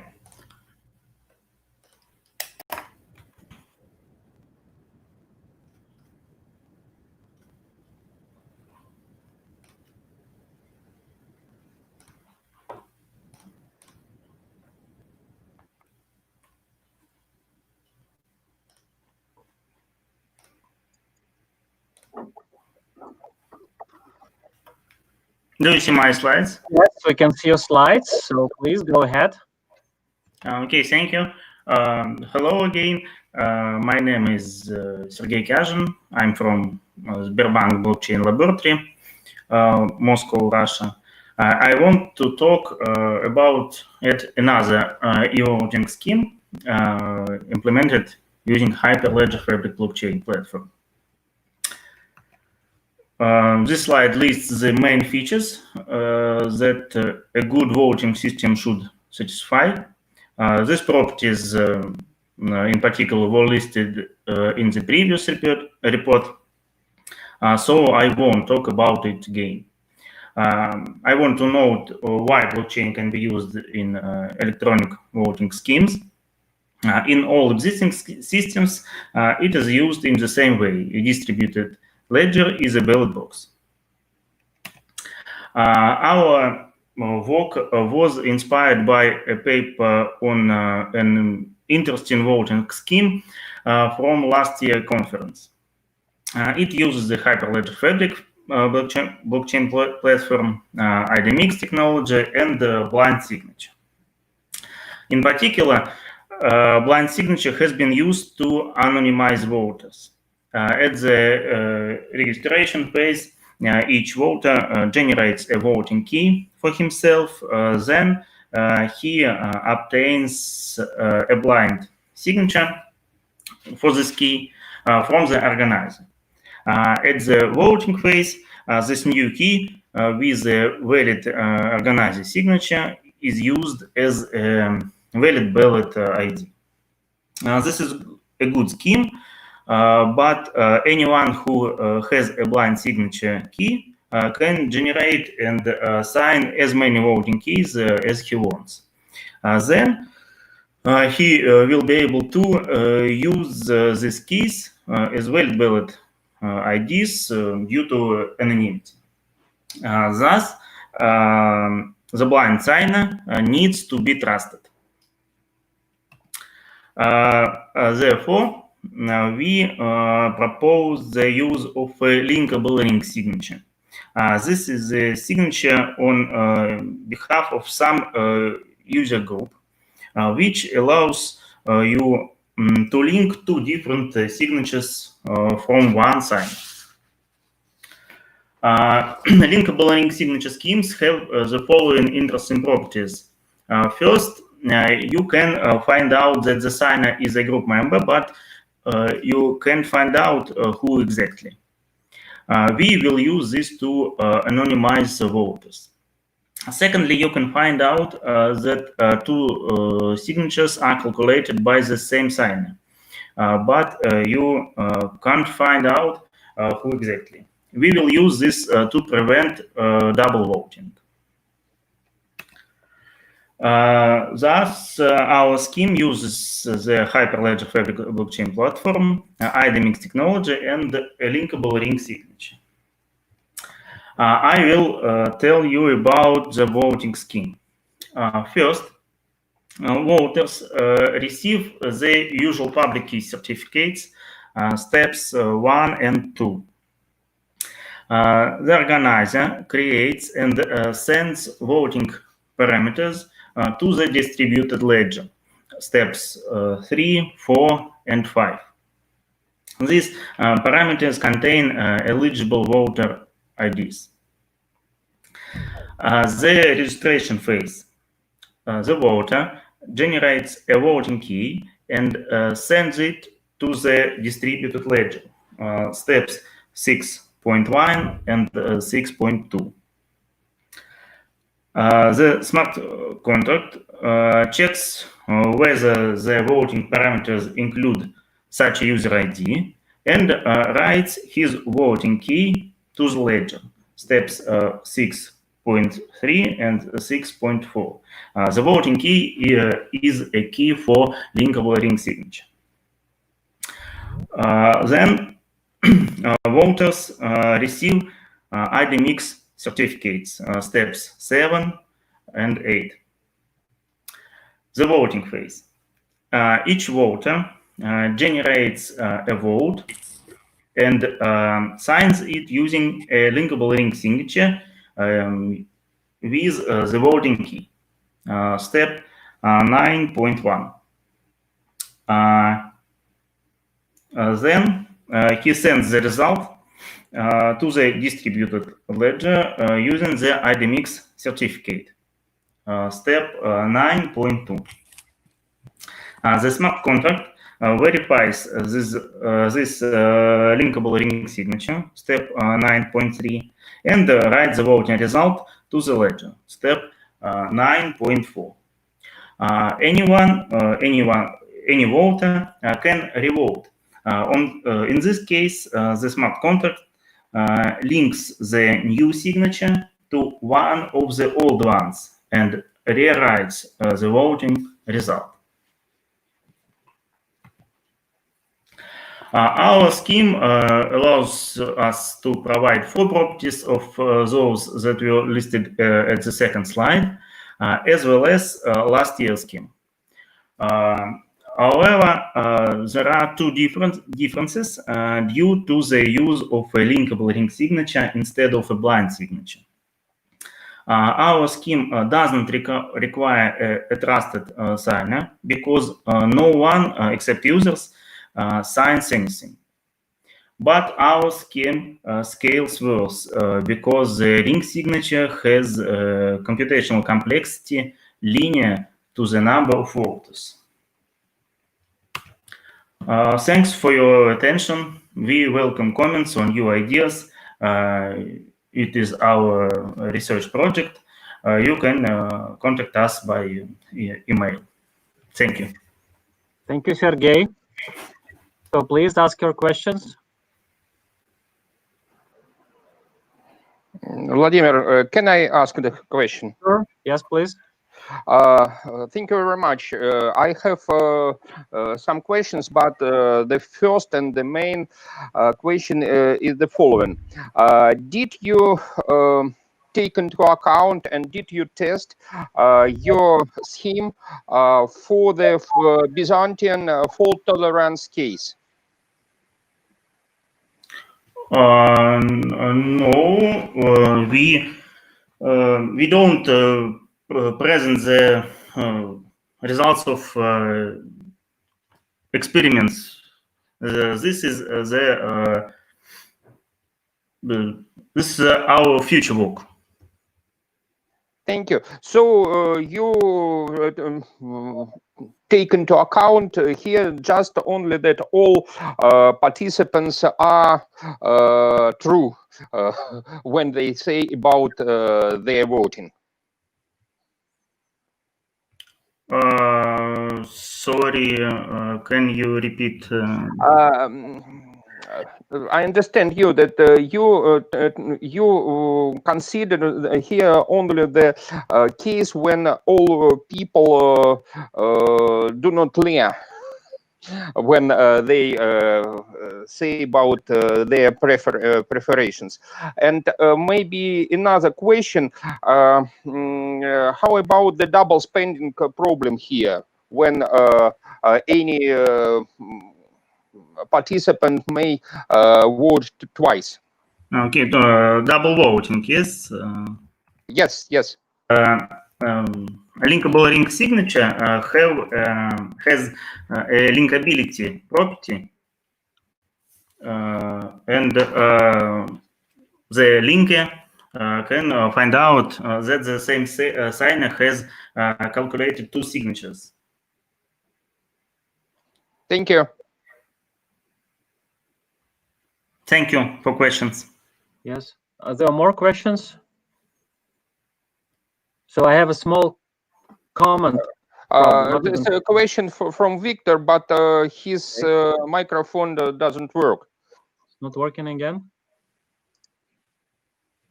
Victor, if you can send it to the chat, then we can read it. There is a chat on the bottom left. So if you type it there, and I will ask my question meanwhile, small question or comment while Victor is typing. So Sergey, you said that your scheme scales even worse than the scheme presented at this workshop last year, right? Yes, yes. But you did not yet make your experiments with this. This is our future work, maybe in the second. So basically, you can see the results that were just presented in the previous talk, and that does not really scale well. So maybe that will also be useful for your future work, so you can check and maybe find ways to scale it better. Yes, but this scheme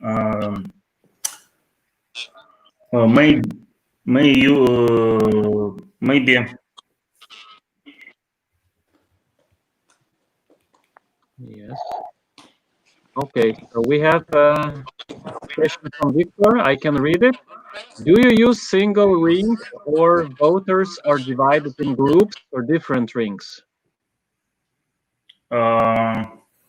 We use the single ring.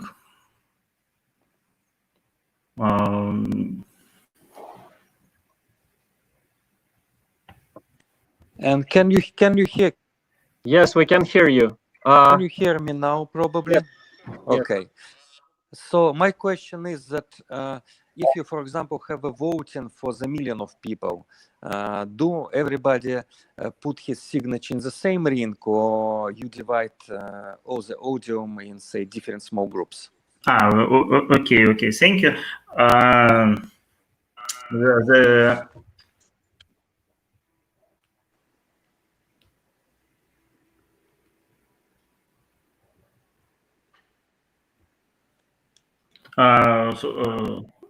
Sorry. The ring size is anonymity.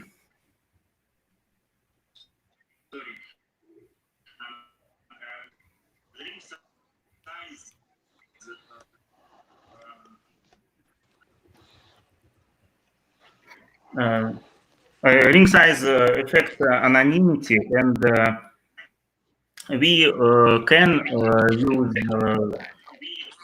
some rings, but okay,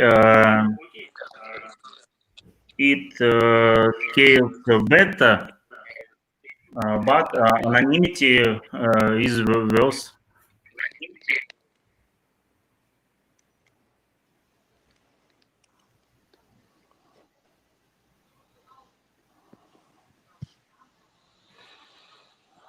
Okay, Thank you very much. Okay, thank you, Sergey, and thank you all the speakers of this section. Now we will make a 5 minutes break, and we will come back at 12 Russian time, 11 Italian time. So see you back in 5 minutes. Thank you.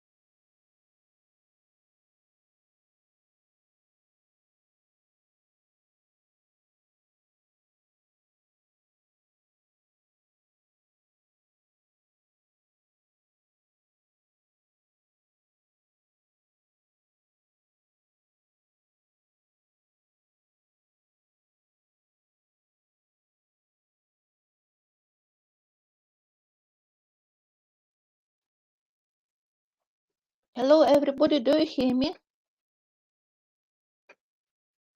Yes. Yes. Oh, wonderful. So let's continue. My name is Elena Stankova, and I will chair now the second part of our workshop, Blockchain and Distributed Ledgers, Technologies and Applications. Our next speaker is Oleg Yakushkin, Assistant Professor of St. Petersburg State University. The name of his presentation is Modeling the Interaction of Distributed Service Systems Components. Go ahead, Oleg. Good morning, everyone. I'll start sharing my screen with you now. So please tell me if you see it. We see. All right. So my name is Oleg Yakushkin, and today I'm presenting to you our work on modeling the interaction of distributed service system components. And first of all, why do we need such an application, such a suite, such a tool? First of all, when we create a more or less big distributed systems, we need to be capable not only to test it using unit tests, but also tests how components of our distributed applications play out together. They can be connected with what happens if some virtual machine or some application may fail, and we usually want to discover what would our system do, how we can see or manage its behavior when some problems of infrastructural or software level arise. So for this, we need to create such types of systems. And we developed a few of them. We developed two systems. One is called MET-T and the second one is called L3NS. And I'll tell you the difference between them a little bit later in this presentation. And the problem was that most of the tools that you can find out today are administrator focused. So if you are a system administrator or if you are a giant developer that is creating his own cloud system, you will probably search for a tool that is focused on something like network testing, network events testing, network modeling, but you won't see a tool that would be suited for unexperienced in terms of networking programmer, a programmer that would be probably only familiar with his usual tools such as Docker for containerization and basic understanding of how the network works. So we assume that our developer, our end user, knows two things: how to develop her application and how to generally connect components of his or her distributed system. For example, a user, a developer might know that node A is connected through a router to node B, a router is connected through some other router to a network, and through another node to node C. So such system is simple. It is divided into two types of nodes that are workers and nodes that are routers, and we enable users to create any kind of node that would be a worker node, provide it with an IP address, and create a router node that would suit most of their needs. For example, it would allow them to do traffic testing, traffic throttling, creating network disasters, turning off components of their distributed networks, creating dynamic routes and managing them, and looking into events in perspective. So now let's look at the tools we've developed. And first of all, we'll look at MET-T. It was focused on user experience. In many ways, it was great at it, but it was a tool that encompassed all in one. You can find it on GitHub if you look for MET-T, and it supports up to around 700 nodes. So you can create a set of applications distributed in form of 700 nodes. And all of those nodes would be started on your local machine, and you'll be able to test them, to log into any of these nodes, SSH into them, see how your application works, and the most interesting thing, we also provide you some tools for visualization and interaction with your simulation. So you can open up the router in visual user interface, click on it, and for example, disable half of the bandwidth it allows. So it's a user-friendly tool. And another tool is more developer focused, more pipeline integratable. It is L3NS. It is also on GitHub, and it allows your distributed application to be not only modeled on single node and using Docker containers, but to be modeled on a cluster, so on multiple physical real nodes. You can spin up much more containers. For example, we've tested on just two nodes cluster. We have successfully tested more than 6,000 nodes of different Docker containers, and they all worked inside one giant system. So you can test how your distributed application will behave when some of those nodes will fail. What would happen if some of the routers that are connecting parts of your distributed system will fail? And you can look, for example, here we are talking a lot about blockchain. And in terms of blockchain, you can test your consensus algorithm. You can see how it scales up, how it scales down, how it behaves when some nodes are faulty. When is this threshold when your system starts to be buggy? And of course, for our protection and security focused users, we allow you to test your real physical routing environment. For example, you can enable not only simple router, but you can also add to it some deep packet inspection and see how secure your system really is. For example, if your end user is not protected in any way, he doesn't have a VPN and he's connecting to your system, can somebody in the middle read all his or her packets that are traveling around, and can he decipher them? Or what can he do with it? So these are the problems that we are trying to encounter and defeat. So MED-T was focused using Quagga, TCP config, and Flask for user application management, and ZeroMQ for signals checking. And our new approach, our L3NS approach, is focused on Docker Swarm combined with routing suite and WireGuard. So routing suite is just an evolution of many tools that we used before. And here you can see we greatly simplified the infrastructure we are using. And if you are looking at the workflow, you will see something like this. We have a Docker container management suite. We have bundled with it different network namespaces. For example, in Docker, you can say that, for example, these 3 containers are part of this network, and these other 3 containers are distributed on that network, and you can place routers in between and do software traffic management.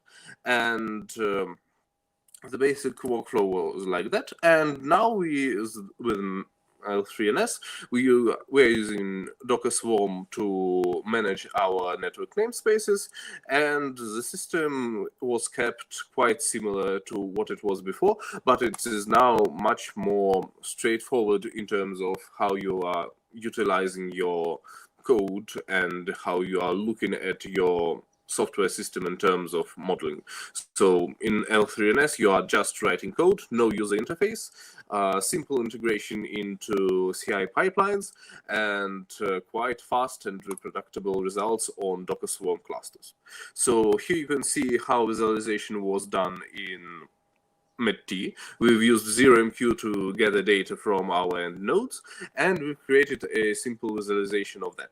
But in real life, you don't use such tools. You probably have your own orchestration and management system, and L3NS is harvesting that, and thus you can use whatever visualization you want, and thus L3NS is simplified, less user-friendly but faster version of the principles that we first described in MET-T.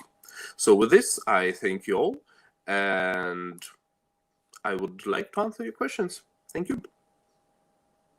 Who would like to ask question? Nobody. Then I will try. Oleg, can you stress or clarify more exactly the connection of blockchain and the essence of your investigations?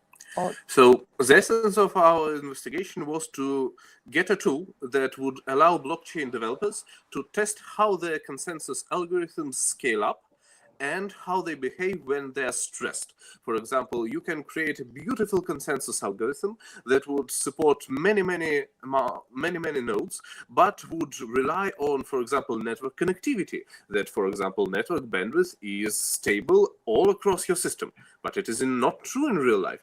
And our tool allows to do experiments like this. So you can just create your distributed consensus, spin it up, and play with it.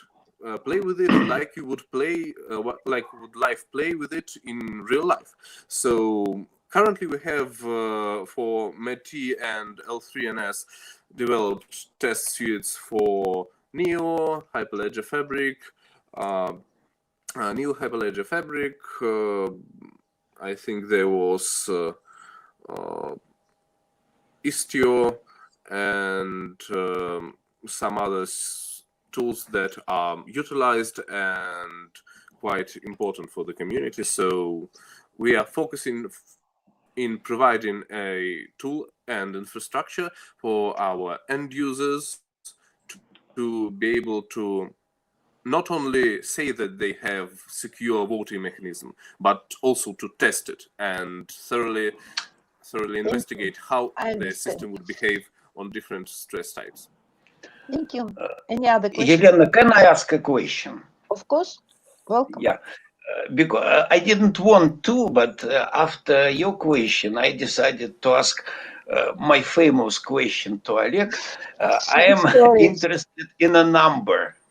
What is the scaling of the system? Because as a potential user, I am not interested in 100,000 nodes. I'm interested in million nodes. When you will achieve such a scaling? So we hope for being scalable to millions of nodes as soon as you would provide us with a cluster that would be big enough. So currently we enabled cluster scaling. For example, on one node you get up to 1.5K. On two nodes we currently have 6K, and so you can make a projection how many nodes would you need for any particular use case you want to test. So it would be a real cluster test. You would need a real life big cluster with Docker Swarm enabled on it, and you can currently spin it up and put installation on top of it. At least try. We haven't tried it yet, but we hope that you, as our new and encouraged user, would play around with it. We would like to see your experiment results. And it would be beneficial for us. Thank you. Okay. Another question, no? No, I have to stop the discussion, and then we move to another presentation named Data Quality in a Decentralized Environment. And the presenter is Professor Alexander Bogdanov, the Department of Space Technologies and Applied Astrodynamics, of St. Petersburg State University. The floor is yours, Professor. Thank you. I will try to start it up. Hope it works. Do you see it? No. No. Oh, just now we see. Thank you. Oh, okay, thank you. First of all, I would like to say that I am more or less in each position because I will speak about some very important problems that appear right now in informational technologies. But I propose the solution of those problems based on an approach that was discussed yesterday by Vladimir Korkhov in details. And there exist already tools based on this approach that would be discussed in the next presentation of Valery Khvatov. So in any situation, I can tell you to address those two honorable gentlemen if you have to discuss some details. First of all, I would like to say that there was a lot of discussion about quality of data something like 25 years ago, when the people start turning to distributed data, but controlled by the database manager system that were centralized on a single system. The problem that appeared at that time was so severe that they were included in the list of the principal problems by the end of the century, and it was solved more or less by the process that was called consolidation, and this solution served more or less maybe 10 or 15 years, and the situation has changed not long ago, maybe 10 years or something, because we see now in the global image of the Earth, we see a lot of organizations that connect several sub-organizations. They have the joint informational services, and they have different type of communication. And this standard solution doesn't work in this situation because it's impossible to use standard instruments for SQL databases to work for such conditions. But in this distributed situation, the situation become worse than it was 25 years ago, because there is a lot of loss of data. There is impossibility to check the data transform, because we don't have these tools that we had in the case of SQL databases. And we face now a lot of situation when we have to not only to see, but also to fight it very thoroughly. To understand how important it is, I show you the data of Gartner Group. And even 10 years ago, the losses of organization were millions of dollars per year. But right now, they estimate that it is about 20 times higher, although there is no exact data available. I'm very sorry. Do you move the slides? I have. Yeah, I moved the slides. The first slide. No. I change it. I have already. We see just only the first slide. Yes. Sorry. I will try to check it right now.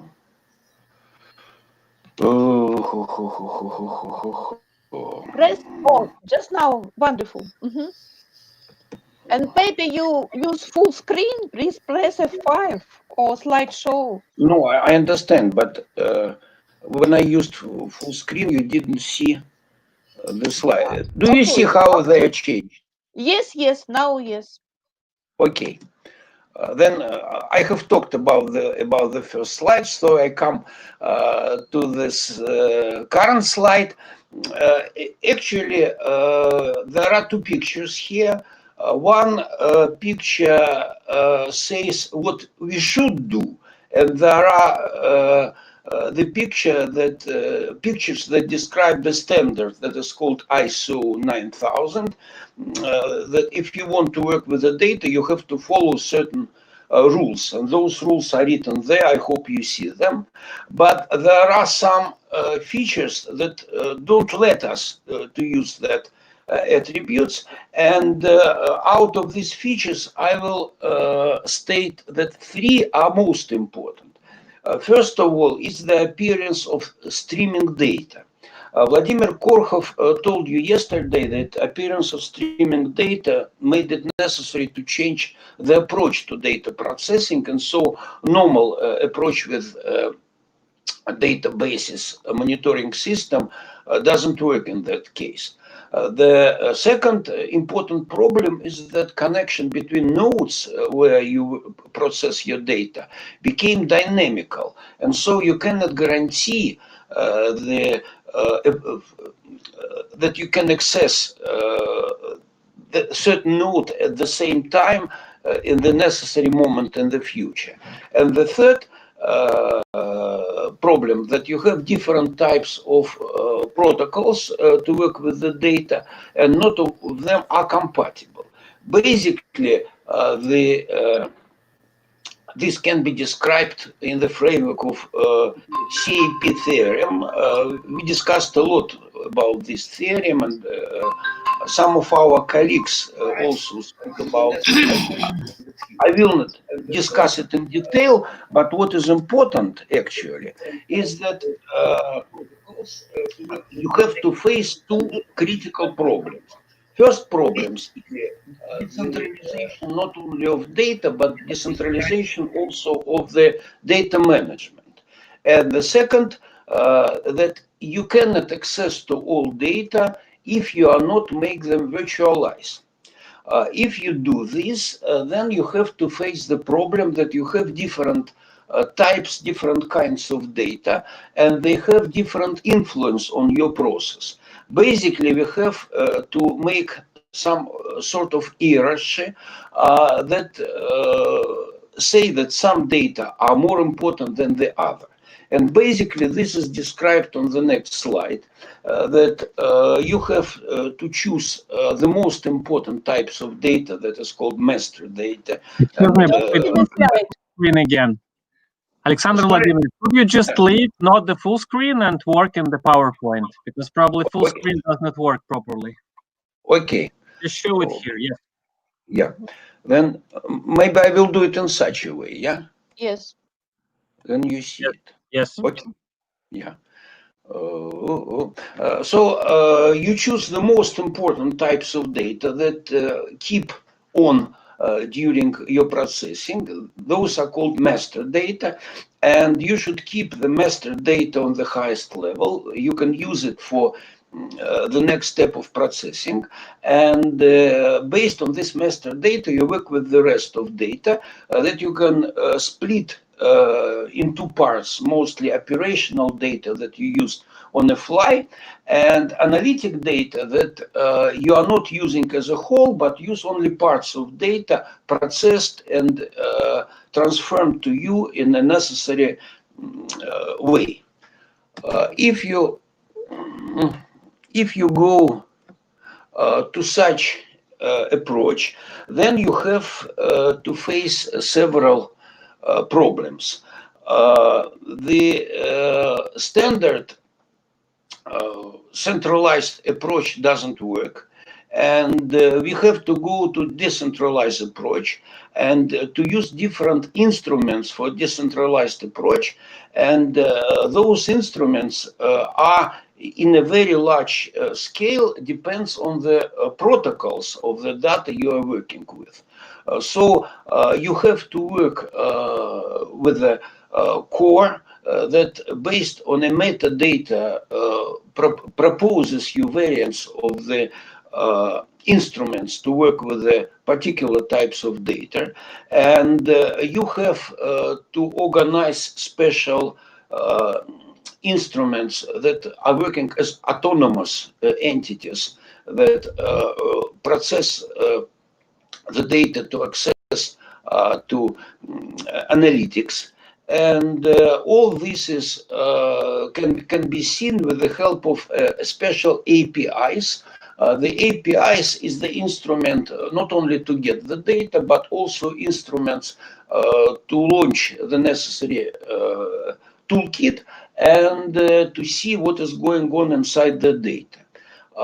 Since we have many level structure, you have to face the same problem as we discussed already by the people who presented before me. It's more or less the problem of trust. if you have the problem of trust, then it means you have to work out certain consensus that make it possible for you to choose the proper instruments to put the data in a proper place. And we have more or less universal solution for that. It's Byzantine type consensus that is called FBFT. BFT stands for Byzantine fault tolerance. And this consensus actually permits you to do three things. First of all, it permits to scale the data according to the three levels we discussed. It makes it possible to make connection of the data in necessity to make consolidation of them, and then to launch different instruments to get the necessary results. Sorry, only 1 minute, please. Yeah. Fortunately, for these purposes, we have a lot of instruments. The artificial intelligence layer was discussed already by Professor Degtyarev yesterday. I can skip it. I cannot speak about the quality process aligning. It's a too complicated question, but I would like to say that this problem, all the problem I discussed, is solved by DGT framework, the framework that is already developed based on our consensus that I discussed before, and this framework will be discussed in the next presentation. So there are three practical cases that we worked at: the transportation and logistic of transportation, Internet of Things, and public health care.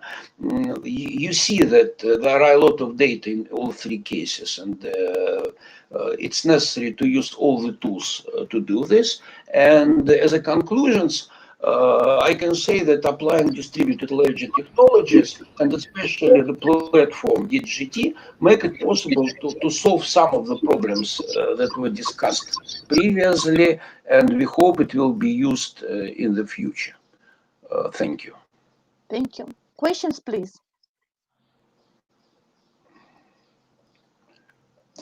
Alexander Vladimirovich, I would like to ask a question concerning your classification of the data based upon Brewitt theorem. I think you are the author of this classification. Please, can you clarify the connection between the theorem and the data classification? You see, the problem is that the theorem is just some result of experiment. Experiment shows that if you increase something, the data volume, the speed of data, the number of nodes, and so on and so on, you can achieve certain things. But depending on what kind of things you are increasing, the situation is actually different. And if you go practical implementation, means of to deal with the different types of elements. And so if you go like this, you have to face that in all these different situations, you have to have different instruments to process with.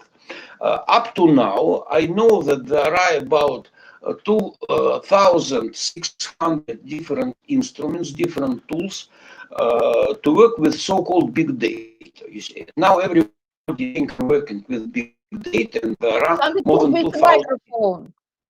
Yeah. Yeah.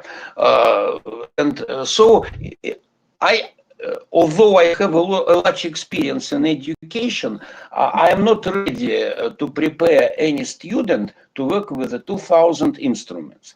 So the problem is to make classification of them and try to make some automatic engines to find the proper instruments. That's it.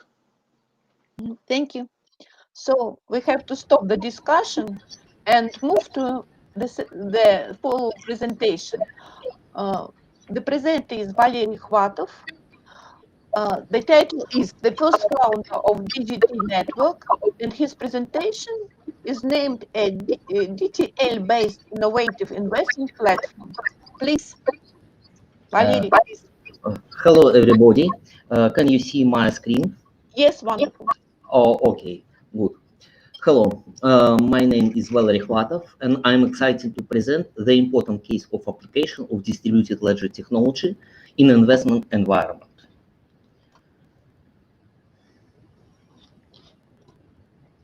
The investment environment is changing now. The whole market, mobile payments, and fintech have reduced barriers to investment. Startups can fundraise through more ways than ever before. One emerging method of raising funds has been crowdfunding. This mechanism transformed from being a charity collection method to generating serious returns on the investment of business. Still, the major venture capital sector has not been able to use these developments. Startups are becoming too scientific and technological for the two-page crowdfunding profiles. Founder and success data are self-reported. The startups that even get seen, there was paid the most for marketing on the crowd platform rather than for the quality of their product and development. Venture funds have to undertake complicated, expensive, non-transparent due diligence procedures, and each new fund has to do it all over again. Smaller angel investors are the most vulnerable, as they do not have the structure to evaluate complicated projects. Crowdfunding is a democratic, validating, potentially effective process, but before it can work, there needs to be a way to objectively measure and verify projects. First, let us define the terms. Crowdfunding is a method of attracting relatively small amount of funds from a large number of investors. It started as a method to raise money for charity and art projects. Now it has become a growing component of investment models. As this sector grows, the number of crowdfunding models is increasing as well, with each being distinct inside of attractive capital, control mechanisms, and investor motivation. It is importantly, the model appeal to different types of projects. With such needs, there should be an adaptive crowdfunding platform in which the tuning of specific algorithms and models without changing the core of the system. Moreover, leading platforms have changed very little in the past few years and have not responded to industry's clear demand for integration and transparency. Investors continue to face a very low information environment. In order to address these problems, the crowdfunding platform must rely on the two ideological pillars. The first one is integration, and the second is data maximization. Information darkness can be overcome if the platform is capable of sourcing information about the founders and projects from publicly available sources and from the participants of the platform itself. For what it needs to be integrative, the platform must create a decentralized cross-IT environment that can integrate with enterprise legacy systems and digital mesh technologies. It must involve such participants as investors, capacity builders, corporations, startup, and professional services, not just as the users of the platform, but as a parties to a secure, effective data exchange. Since data requirements may vary greatly, the system must have federative topology. What means in of the rigid systems, it will have many branches or clusters specialized for its own environment. Such a system would be open, integrative, as well as economically adaptive. An important set of the participants are dependent domain experts. The experts could provide valuable, transparent, and independent insight on the project. That could include its economic strategy and scientific components. This would take away a significant part of the due diligence burden faced by venture capital funds. The experts themselves would be economically motivated through a variety of mechanisms, including internal decentralized loyalty and currency. The second pillar is data. There is a need for immutable continuous reputation trail, what will take into account past information about projects, founders, and investors, as well as their future after being founded. what required obtaining and analyzing public data for all platform projects with the smart sourcing enabled through artificial intelligence. Meanwhile, decentralization would allow the processing capacity for such analysis. We mentioned the business reasoning behind decentralized integrative crowd platform. Now let's touch upon the sum of technological components that could help make it more adaptive, transparent, and effective. The decentralized platform, that way it could integrate many data formats, permissions, sources, and serve many users. Moreover, decentralization would enable it to have a shared decentralized registry with immutable ID for tracking reputation of investors, startups, and founders. The right consensus model is the key to successful voting and validation mechanism within the decentralized data environment. We propose that the FBFT consensus is optimized for creating cross-organizational, across IT environment data bridges. FBFT, or Federated Byzantine Consensus, is a voting-based consensus that is highly vertically scalable, work with transaction containing any type of digital data, and has been shown in test to be enterprise-ready consensus model.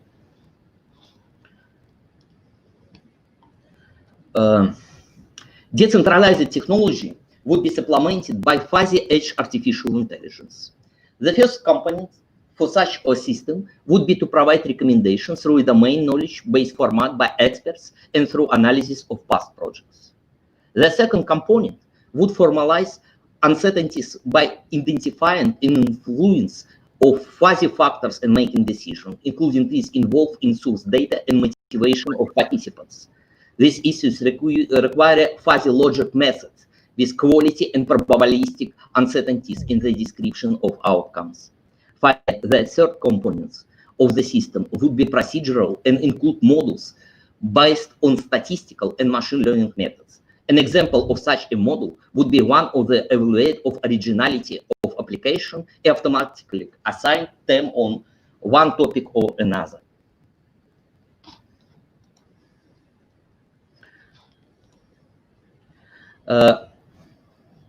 The HAI and FBFT consensus form a very secure platform. Such a platform would not to be compromised by the common security threats experienced by other projects, including unfair rating attacks through fake profiles and manipulation, conflicts of interest between experts and teams, solution similarity, identification breaches, and creating fake projects to ruin the reputation of competitors. So the current crowdfunding model are expired. They reward projects with marketing budgets and provide very little information to investors and founders. Using fuzzy edge artificial intelligence as well as decentralized mechanism like a topological network, FBFT consensus, and some sort of DAG-based data storage, it is possible to build a crowdfunding system of a new kind. This kind of the platform would be capable of effectively scrapping and analyzing data both within and outside itself, as well as involve and motivate many value bridging participants, such as domain experts. It would have independent informational field, in therefore reducing risk and increasing transparency. Thank you.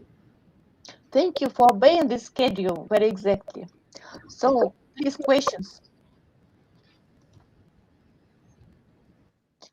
Nobody want to ask questions? So I will. So Valery, can you advise to the investor, is it profitable to invest money in crowdfunding? Invest money to, pardon? To crowdfunding. To crowdfunding, yes, of course. Current crowdfunding platform, what is Kickstarter or Indiegogo, are based on strict investment rules, such all or nothing, for example. This way works for systems with low risk restricted by small amounts for many participants, but it couldn't work with investment from $1,000 and above. Another populated model in the world of cryptocurrencies is ICO or CTO options. The problem of investing in ICO primarily is regulatory issues, as well as corruption among experts and opacity of token mechanism, such ERC-20. Each of ICO participants writes a mechanism for issuing tokens themselves.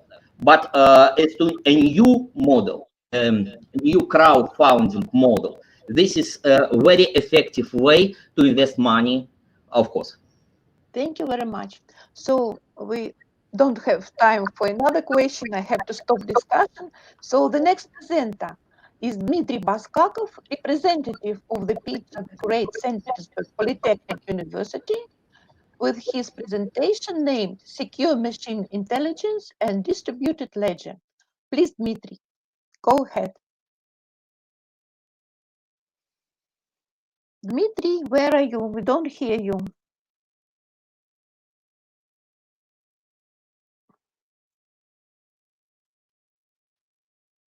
Dmitry. Oh. Dimitri, please turn on your microphone. Okay.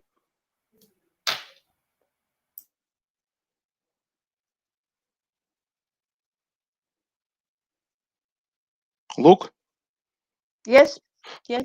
Secure machine intelligence and distributed ledger. Very short. Machine learning techniques are widely used in practice to produce predictive models for use in medicine, banking, recommendation services, threat analysis, etc. The popularity and relevance of cloud machine learning has grown significantly.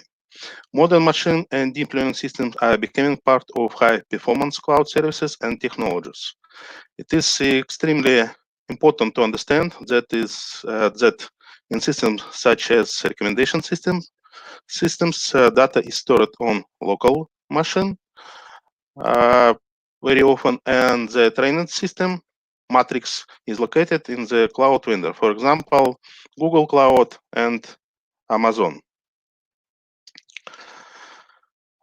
In short, our study is devoted to the problem of data security, both when transferring it to a cloud provider with a deep learning option, as well as a possible external attack and a data provider in case of trying to get data from its neural networks. In the past year, deep neural networks have achieved remarkable progress in various fields, such as computer vision, natural language processing, and medical image analysis. Deep learning framework of Amazon SageMaker, for example, traditional convolutional neural network, and HowWork neural network, for example, input contains docs and output some % confidence and some % not confidence, etc. The traditional approach of using distributed ledger involves the use of this technology, for example, in artificial intelligence system, for example, in robotics system, cyber-physical system exchange some information among themselves, the integrity of which should be controlled. Such system learn, store this data, pass it to other nodes, and so on. Material and methods. We introduce a few basic primitives that we will need for our solution, namely deep neural network. At first, then gamomorphic encryption and additive gamomorphic encryption. Gamomorphic encryption is a form of encryption that allows computation of ciphertext, generating an encrypted result which, when decrypted, matches the result of the operation as if they had been performed as the plain text. Gamomorphic encryption can be used for privacy-preserving outsourced storage and computation. Then other primitives, secret sharing, and garbled circuit.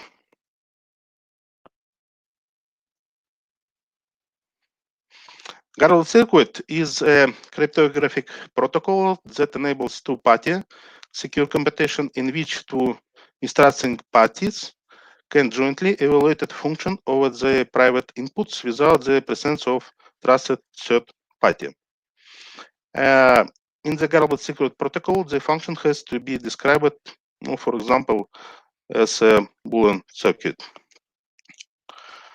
The primitives, slide 10, oblivious RAM. Oblivious random access memory.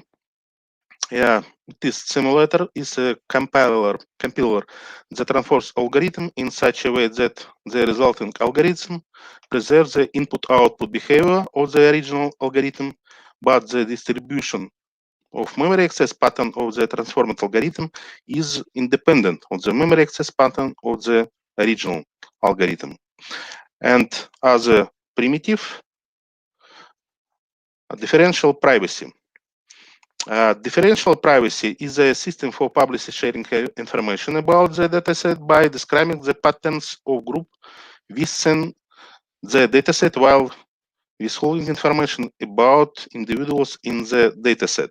The idea behind differential privacy is that if the effect of making an arbitrary single substitution in the database is small enough, the query result cannot be used to infer much about a single individual and therefore provides privacy.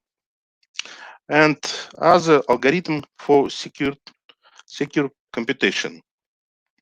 Which sublinear time algorithms are the most suitable for secure implementation? We recommend, for example, used graph approach.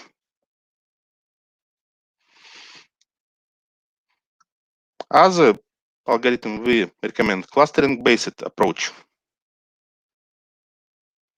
Means clustering Q centers closest to the query. For example, unbalanced clustering. Means clusters can vary a lot in cardinality. Look at the algorithm blueprint. How work differential privacy in deep learning? Differential privacy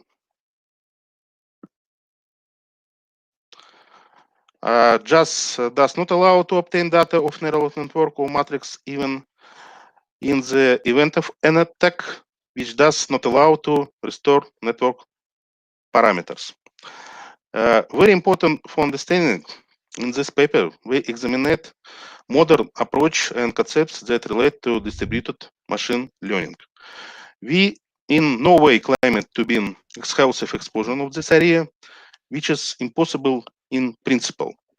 Nevertheless, we showed that it's extremely important to use distributed ledger in order to control both the integrity of the data in the cloud and possibly delete data or reconfigure the parameters of the neural network. In the case of joint and remote operation of several nodes at once, these requirements became extremely important. For the implementation of distributed ledger in this project is part of a lot of future work. In any case, for me, there is an obvious understanding that you should use third-party and accessible control to validate the integrity of the data and the correctness of the work of neural network. At the moment, the idea of using a distributed ledger is at the stage of possible scientific testing. At the same time, it is completely obvious for team to use that this particular technology will allow us to avoid a continuous situation and in the security problem of cloud machine learning. Maybe we don't exclude that for integrity control. We will use solution including cloud providers, for example, Amazon and Google Cloud. Thank you very much. Thank you, Dmitry. Questions, please. Okay, Dmitry, please tell me, am I right? So you use machine intelligence method in order to obtain the optimal distributed ledger network, or I'm wrong? No. We plan use distributed ledger for control access, for control change of some data, for control level of steps, etc. But distributed ledger technology it third part of this project, and we plan use this technology for security machine learning. Okay, thank you. Vice versa. Okay, thank you. Another questions, please. No questions? Then I have to say thank you for cooperation to all the participants and hope to see you the next year in the frame of our VDLT workshop. So thank you once more and goodbye. Elena, Thank you very much. Yes. Please, just a remind about the evaluation forms. Yes. Okay. I will fill it in. Okay, thank you. And thank you so much for moderating and assistance. Have a good day. You're welcome. Have a good day to Absolutely you all. welcome. Thank you. Thank you. Bye. Bye. Bye.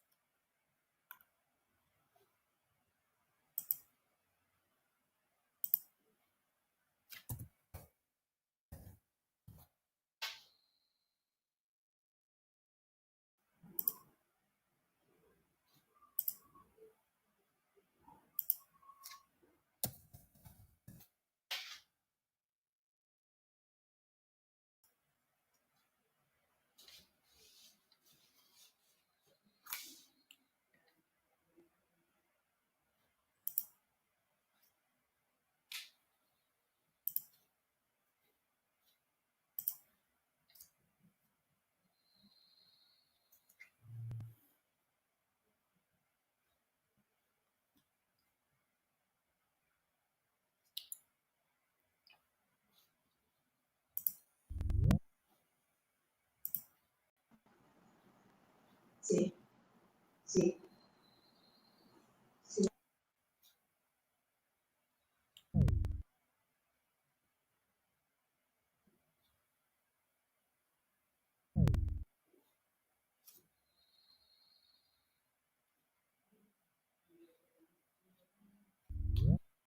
Is on.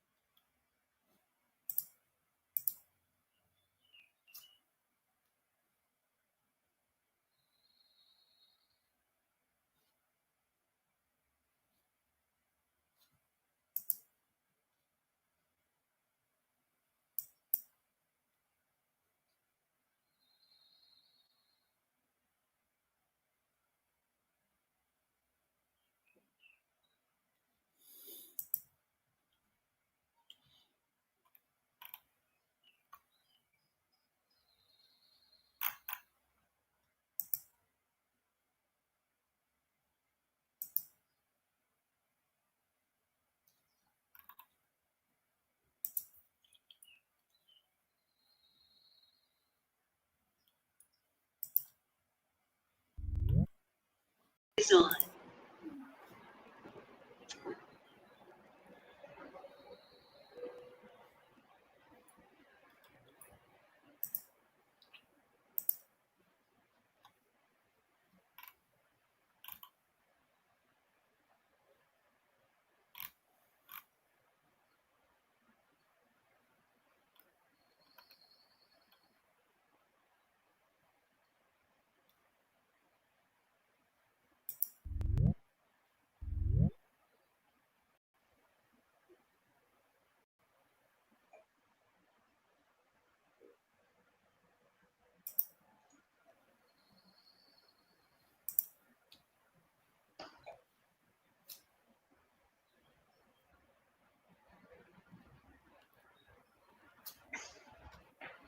Devo entrare.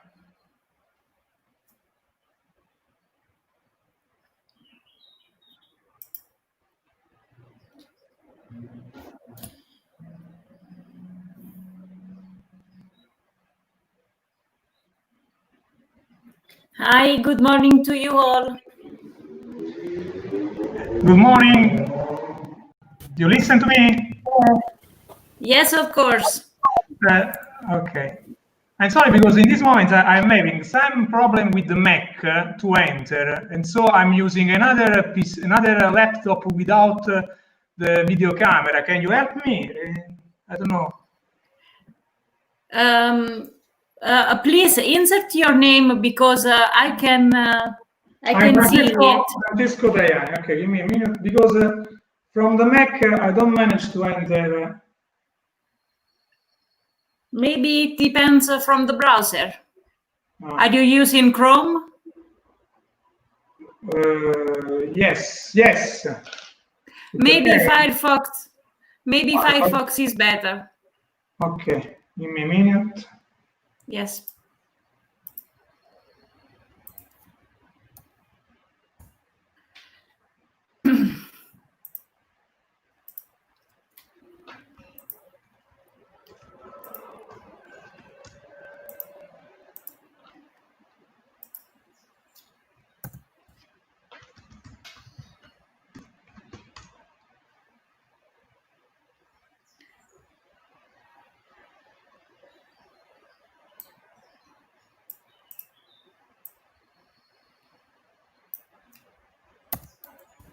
Good morning. I also ask you to please mute the phones because music ringtones cause copyright issues with YouTube, and we are on air. Okay.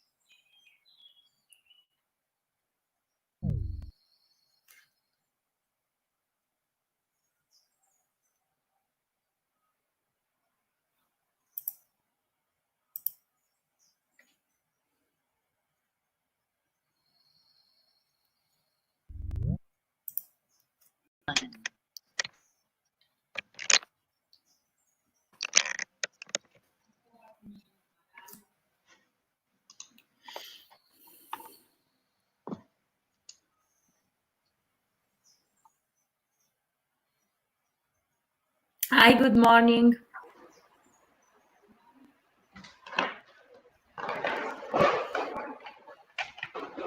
Okay.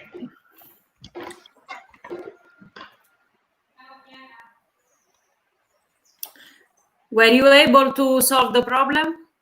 No, with the other one. But do you listen me? No, I can also, in this way, because he said that the team interrupts me to enter.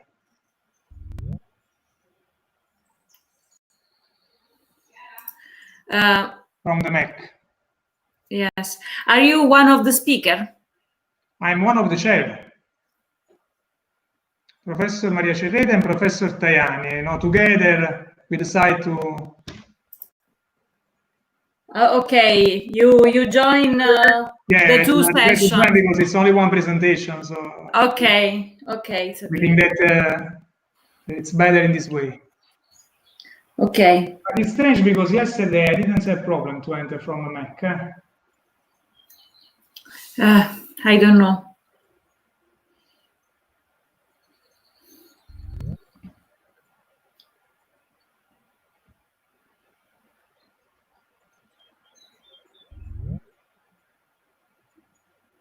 Okay, try it again and.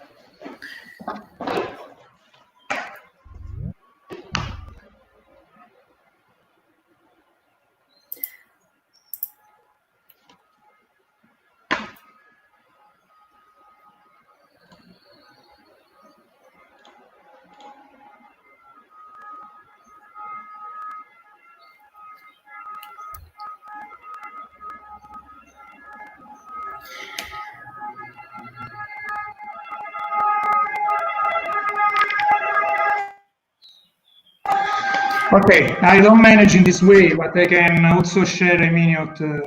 I don't know if there is Professor Cerreta.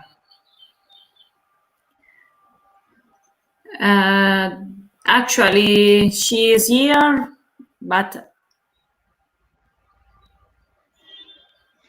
okay. I don't know. I think that because it's 12, 2 minutes after 12, I think that we can start. Yeah, we can start. Yes, of course. Yeah. I asked to all the participants to mute the microphone and also the phone, and to the chairman to fill in the form for the evaluation of all the speakers. Okay, sure. Okay, perfect. Okay, so the stage is yours. Thank you. I'm very sorry for this situation. It's not my fault with the monitor. And I would like to share a minute my monitor laptop. Do you see it? Someone can tell me something, please? Yes, okay, we can see. Okay, so good morning, everyone, and welcome to the second day of this EMEWE workshop, the acronym for Econometric and Multidimensional Evaluation in Urban Environment. I'm Francesco Tajani from Sapienza University of Rome, and I will be the chair of this session with the Professor Maria Cerreta from University of Naples, Federico II. So first of all, I would like to thank all the organizers of this outstanding and very interesting scientific initiative. This is as you know, the 20th edition of ICCSA. And so directly to the program, I don't want to take minutes to all. We decided to join the two sessions. So we will have 5 presentations. And at the end, we think to close with some considerations on all the EMEWE workshop of this year.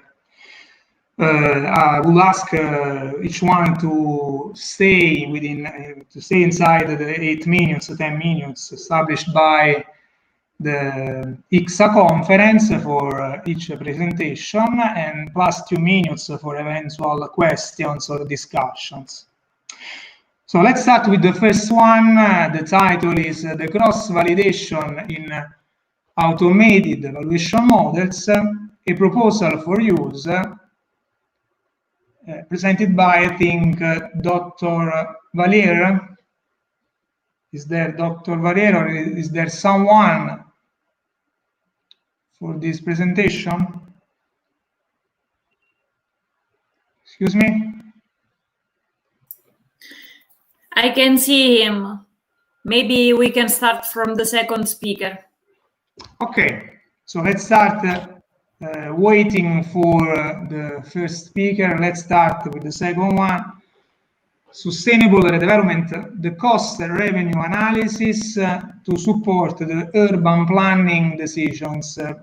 Speaker is Dr. Anelli. Okay, I go out and I will let you the possibility to. Good morning. Can you hear me? Yes. Okay. Can you see also my screen? Yes. Okay, perfect. Okay. Good morning, everyone. I'm Deborah Anelli of the Department of Architecture and Design of La Sapienza University of Rome, and I will introduce you to the work starting from its framework about the most critical issues concerning the sustainable development of cities in Italy. In the worldwide research debate, the sustainable redevelopment of cities is currently an open topic. Although numerous initiatives have been recently activated worldwide and also in Europe, such as sustainable goals of the 2030 Agenda, the situation in Italian context is still quite critical. Because in Italy, the vastness of abandoned or underused cultural and built heritage is still significant, and the control of the urban sprawl of the second post-World War period heavily affected the quantity of agricultural areas transformed into built soils, the so-called soil sealing process. Within urban areas, however, the spread of phenomena such as diffusion, dispersion, and urban decentralization have caused the emergence of urban voids affected by physical, social, economic, and natural degradation. The problems related to urban voids regeneration apparently do not comply with the principles of sustainable development. But the urban voids, as well as the degraded areas to be regenerated, actually represent an opportunity to pursue a new urban development of the Italian territory in order to be much more sustainable. The problems associated with urban regeneration initiatives are many and often connected to many stakeholders, limited public financial budgets, and the lack of decision-making tools suited to the specific complexity of each initiative.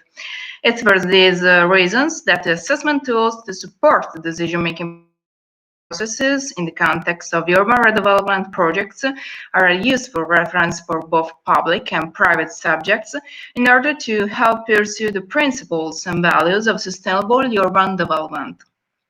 Indeed, aim of the work is threefold. First of all, the study aims to highlight the usefulness of the assessment tools to support decision-making process with reference to a real case study concerning the announcement of a military abandonment complex located in a central area of the city of Rome in Italy.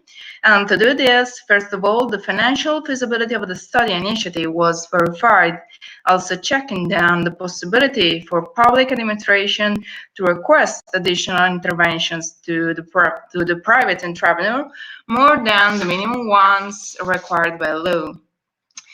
And finally, evaluating the effect that the change in the percentages of intended uses determines on the financial structures. The case study concerns the Triumphal Fortress, a disused military complex composed by abandoned buildings and degraded open spaces located in the northwest of the city of Rome. Property is one of the 6 military complexes owned by the public administration, which are part of the entraced field system, the so-called entraced field system, composed by 15 military fortresses and 4 artillery built between 1877 and 1891. When Triumphal Fortress was built, the countryside was the only thing that surrounded it, and only after the 20th century urban expansion was incorporated into the built environment. So according to the current general regulatory plans provisions, the area has now a strategic role for public reuse, focusing on offering the urban level service functions which are required by the district. Given the purposes of the public administration related to heat, a recovery plan has been defined. And in order to be sold and redeveloped by the private entrepreneur, 3 line sectors of different maximum limits of gross floor surface achievable have been established, as we can see in figure 3, number 3, and same intended uses and categories of intervention are allowed on each land sector. Therefore, in order to verify the financial feasibility of the initiative, the cost revenue analysis is implemented with the following assumption. All the operations are carried out by a single private developer where the claims and freely transfer to the public administration, primary and secondary urbanization areas, and further square meters. Costs and revenues generated by the initiative occur at the same time, and 80% of total gross floor surface allowed is destined for residential units, whereas the 20% is for tertiary one. The data required related to costs and revenues items have been identified by carrying out local real estate market analysis and by consulting construction companies operating in the area. By assigning the parametric amounts collected to the quantities foreseen by transformation hypothesis for each of the 3 land sectors, the financial balance sheets are obtained. The result achieved by implementing the cost revenue analysis are that, first of all, there are wide margins for further requests that can be elicited by the public administration because the initiative is convenient on all the 3 land sectors for the private entrepreneur, who gains a total profit equal about 12 million euros by having normal profit and extra profit. So, as regard instead the incidence of the total net value of the initiative on the percentage of residential units and units of the tertiary sector, as can be seen in figure number 6, by increasing the residential gross floor surface and reducing that for the tertiary units, the total gain generated is considerably higher than the case in which the tertiary gross floor surface increases and the residential one decreases. So residential units are more profitable in this case. Implementation of the cost revenue analysis with the instant comparison of the expected financial quantities has allowed to, first of all, determine the balance sheets of the public administration and the private entrepreneur, and the existence of wide bargaining margins which, if not modified, leave the private developer with a substantial profit. They achieve the results enable the public administration to request the private entrepreneur further financial resources and direct realization of the operation that are intended to public services. The financial analysis conduct could represent the first step of a broader methodological approach that provides in a second phase analysis of discount cash flows for a more accurate financial feasibility check, and then the determination of the quantity of gross floor surface which represent the break-even point of an initiative. Operating in this way, the entire financial soundness of the project to announce the triumphal fortress would be proved. Thanks for your attention. Okay, thank you for your presentation. So if there are any questions,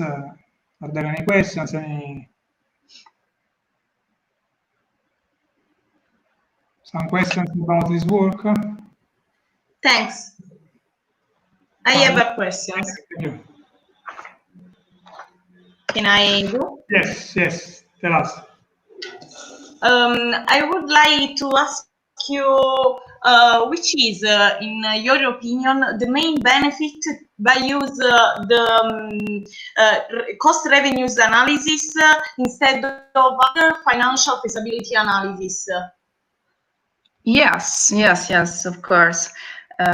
First of all, the cost revenue analysis is a financial analysis that does not take into account qualitative effects of the project because it's aimed at assessing the ability of the project to generate revenues to a greater extent than costs necessary for its realization. And it requires also so an accuracy level of the amounts of financial quantities analyzed, such that of a broad estimate. Therefore, in line with the level of detail of initial stages of the project. Furthermore, compared to other economic and multidimensional approaches, does not require specific professional skills or knowledge of particular private software. And this feature allows both technicians of the public administration, but also real estate developer involved to obtain a summary appraisal of the cost and revenue items required by the initiative, I think. Okay, thank you. We're welcome. Okay, many thanks for the question and also this possible discussion. If there are some other questions, some other insights. I have a question, just curiosity maybe. Sorry, I didn't listen the first 2-3 minutes of the presentation.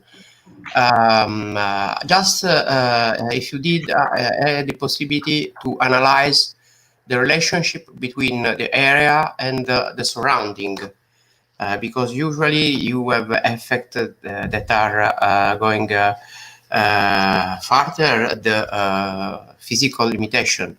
But this effect sometimes can be relevant, other times in other cases are not relevant. Did you have the possibility to consider this? Thanks.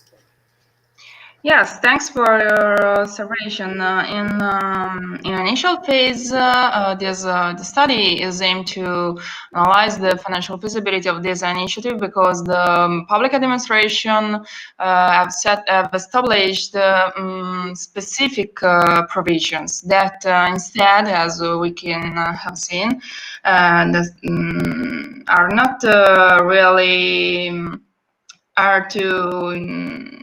are for a benefit only for the private developer, and the fact that also other factors, extrinsic factors, can be analyzed is in our proposal for future development of this project. Yes. Many thanks. Thanks. Thank you. So You're thank welcome. you all. So let's go to the next presentation, a procedure to evaluate the extra charge of urbanization. And I think that the speaker is Dr. Micheli. Is that Dr. Micheli? Dr. Micheli? No? Okay, so we go on and then we try to... Maybe Excuse me? he could be present, but I don't know why he doesn't. So there is some problem, okay, to enter. Today there is some problem to enter inside the platform. Okay, for the moment we go on. If possible, we will ask to try to sort out the problem for the moment. So we go on with the next one. The effects of urban transformation projects on the real estate market, a case study in Bari, Italy, and the speaker is Dr. Di Liddo. So, I give the word.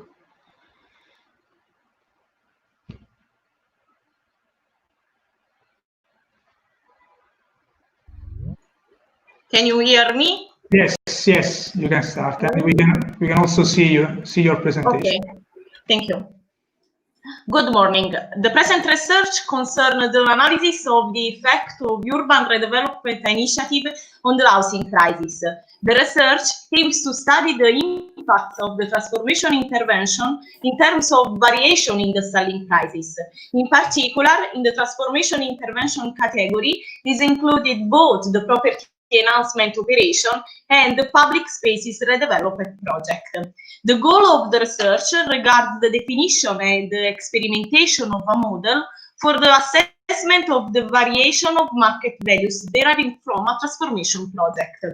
The model could be used on a urban scale by public administration and by private investors, in the case of project financing, in order to define the most suitable place among the different identified where to address the financial resources. At the same time, the assessment model could be implemented on a micro-urban scale for a single intervention or for different projects to assess the effect deriving from one or several initiatives, so the complementary effect of different projects. In the present slide, the main phases of the presentation are shown. So, firstly, the introduction, the explanation of the case study concerning a redevelopment project in the city of Bari. So, the illustration of the method, the application of it to the case study, the determination of the housing prices after the redevelopment project, and finally, the discussion of the conclusion. In the last years, the main challenge of urban planning has been to create quality urban spaces through the transformation of the existing city, in particular the refurbishment of brownfield or degraded city portion. In particular, a quality urban space is defined as a place able to provide for the public services to ensure security and a balance between buildings, green spaces, and infrastructure. Urban quality represents an important issue in the context of urban regeneration policies. In fact, the transfer of some production facilities from central areas to suburbs or peripheral area has made a variable city portion, and it is representing an important opportunity to define new function on urban territory and to start urban projects aimed to increase the urban quality. Each urban transformation operation generates environmental, economic, and social externality in the surrounding context. Thus, it is necessary to measure the urban quality levels to support decision-making processes in order to carry out effective urban regeneration intervention able to increase the urban quality. In the evaluation context, it is noted that the value, the price of a property is a function of a set of factors, intrinsic and extrinsic. The first are related to the property characteristics. The second concern the urban area in which the property is located, and so the urban quality level. So the price function in the situation ante-project, in the ante-project situation, is equal to P equal F I-E, while the price function in the post-intervention situation is equal to mu P function of I and mu E, with the extrinsic factor that could be different from the first one. So, the case study. The case study of the research concerned the urban redevelopment of the San Girolamo waterfront located in the peripheral area of the city of Bari. With reference to the neighborhood and the area overlooking the coast, there is a relevant demand of public services not satisfied, with the commercial intended use located on the building ground floor, often unused, and different widespread environmental degradation situation. The urban redevelopment project provides for the recovery and the functional transformation of the San Girolamo waterfront. The initiative aims to build a new landscape overlooking the sea and new function in order to involve different economic and social sectors. With reference to the peripheral area of the city of Bari, the study sample consists of 200 residential properties sold in the 2 years period 2017-2019. For each property, the total selling price, so the dependent variable, and the main influencing factor considered by sellers and buyers in the negotiation phase have been collected. The independent variable considered in the model have been as follows. With reference to the variables concerning the perceived urban quality, these have been assessed through the subjective judgment of an interview sample. In particular, the evaluation is carried out on the basis of affirmative or negative items, to which a sample of users assign a numerical score that change from the score 1 to the score 5. So a total dissent from the sentence to the total consent with the verbal expression. So the method.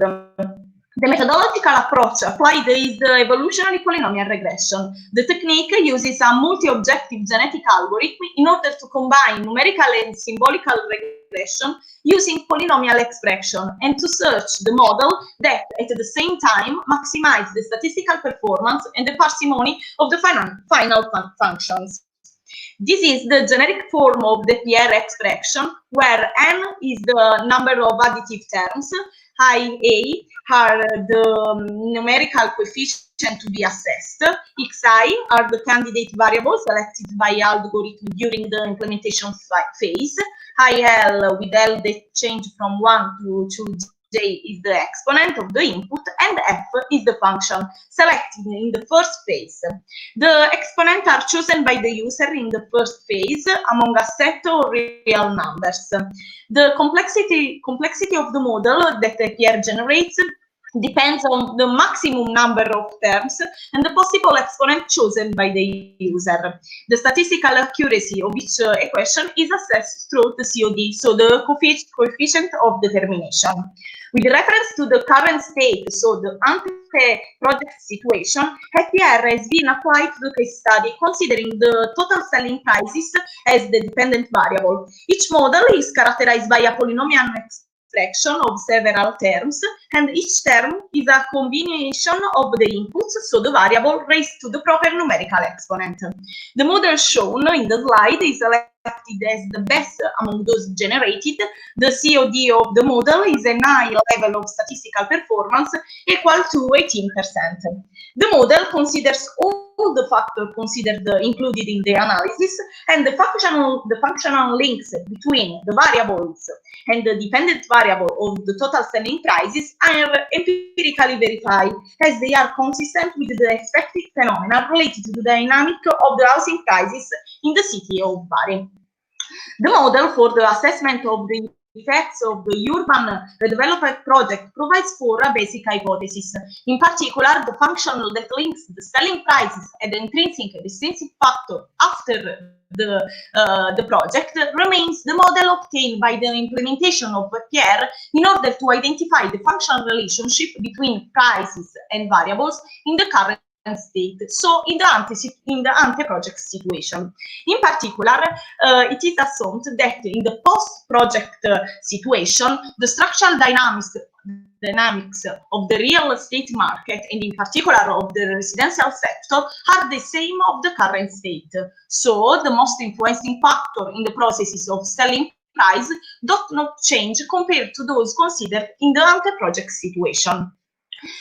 So the values of the extrinsic variables for which a variation is expected have been replaced in the model using the same operating methods and in the current state. With the reference to the intrinsic or extrinsic variables that are not modified, the values of these variables don't change, so it is possible to assess the new prices. The result obtained in terms of comparison between the ex-ante project and post-project prices confirm the output empirically expected. In particular, the average price increases assessed is equal to 32%. Then the propagation effect of the redevelopment initiative on housing prices outlines the direct links between the proximity of the property to the waterfront and the positive variation of the values. The flow chart shows the main steps implemented to analyze the effect of the San Girolamo waterfront redevelopment project on the housing prices in the peripheral area of the city of Bari. So the conclusion. In the research, a model for ex-ante assessment of the variation in the housing prices that the urban project generates has been developed. The model could represent a useful tool to support the public administration and the private subject in the decision-making processes. Further future development of the analysis of the research may address the application of the proposed model to other geographical contexts, the experimentation of the model for the study of the complementary effect with reference to different projects. Finally, it will be interesting to compare the model obtained by Pierre implementation with with the output of other techniques, for example, artificial neural networks or spatial analysis. Thank you.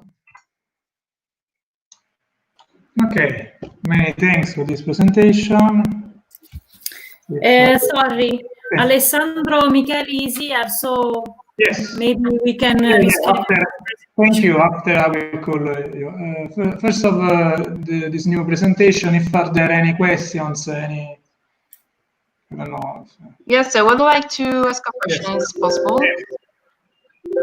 So, I would like to really to congratulate you because it's a very interesting issue nowadays, and it has many ideas to think about it. I think that a lot could be said on this issue, and so I have analyzed it in my course of study. Therefore, I would like to, in particular, ask you how the variables were selected. Were all the variables considered were selected?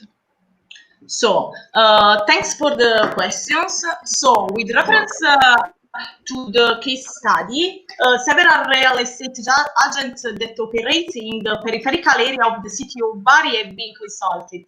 In particular, a list of different intrinsic and extrinsic factors have been shown to them, and so it has been asked to them to indicate the most requested one by potential buyers and to add any eventual missing variables.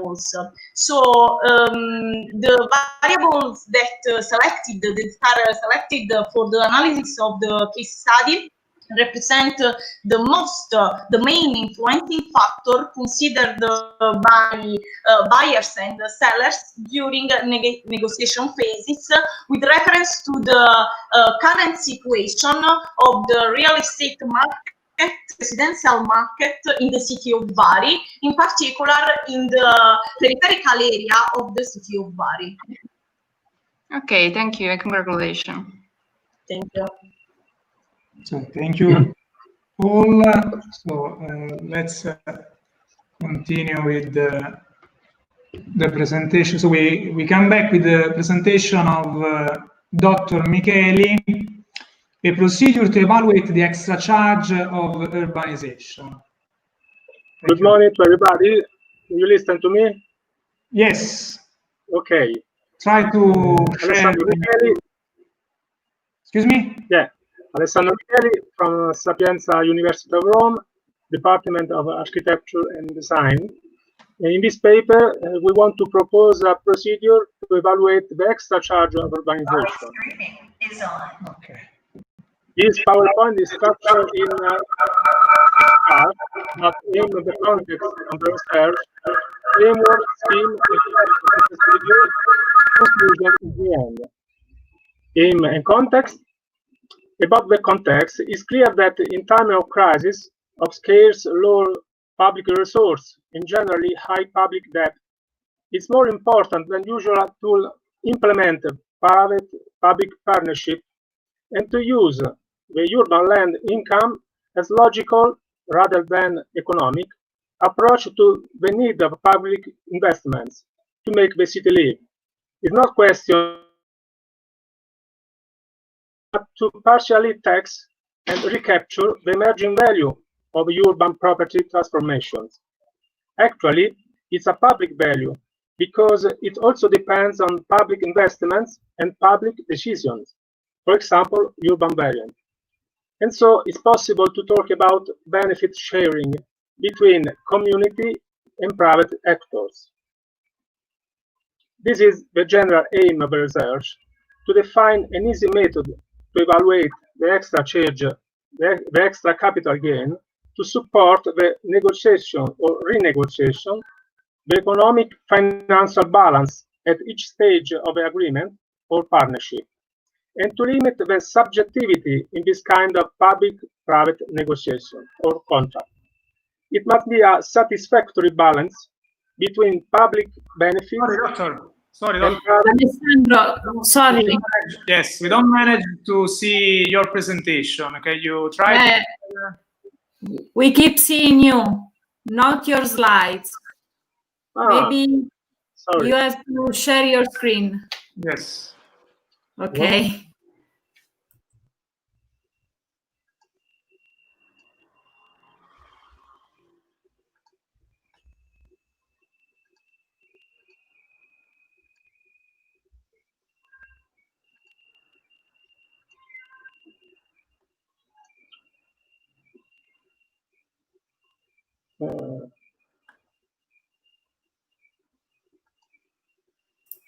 So there is a monitor the screen on the back. Yes. And you have to click on the imagine and then... on the bottom left. Yes, on the bottom left. Okay. Bottom left. Yeah. Share your screen. You have to select the window and then click to share. Yes, I share screen. Okay. You look at me, but not the presentation.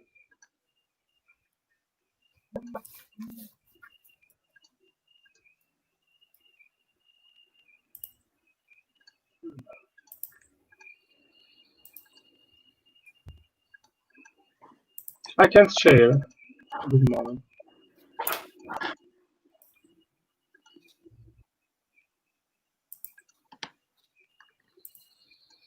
Okay, I'm going It's to not active share my screen with your presentation. Share screen.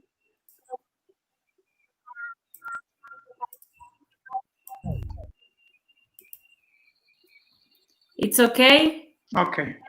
Oh, it's okay.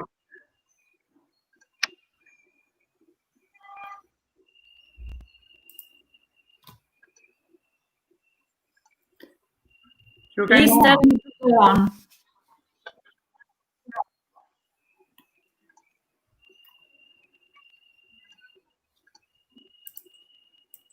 Dr. Micheli? Yeah? You can go on. Do you see the presentation? Yeah, I see. To change the page? No. You have to tell me. You have to ask to change. Angela. To Angela. Okay, number... You can Number tell me, 6. Angela, go on and... Okay, number 6. Okay, number 6. Okay.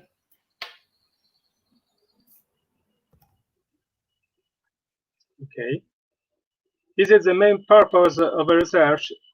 It's just to evaluate the extra charge of urbanization of a real estate development intervention in urbanistic variant about building or land, considering the most representative variables of a transformative process in 2 scenarios, before and after the event or variant, including factors that normally are not considered in methodologies used by the Italian public administration or in literature, such as duration and riskiness of the investment. Go on. 7, please. Next slide, Angela. Yes, yes, I can see it. Research framework. Angela.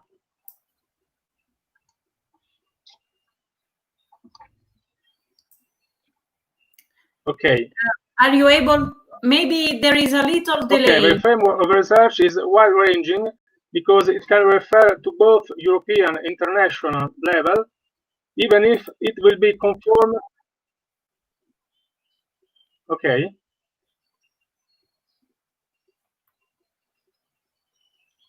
So it can refer to European international level, even if the procedure will be conform to the Italian case.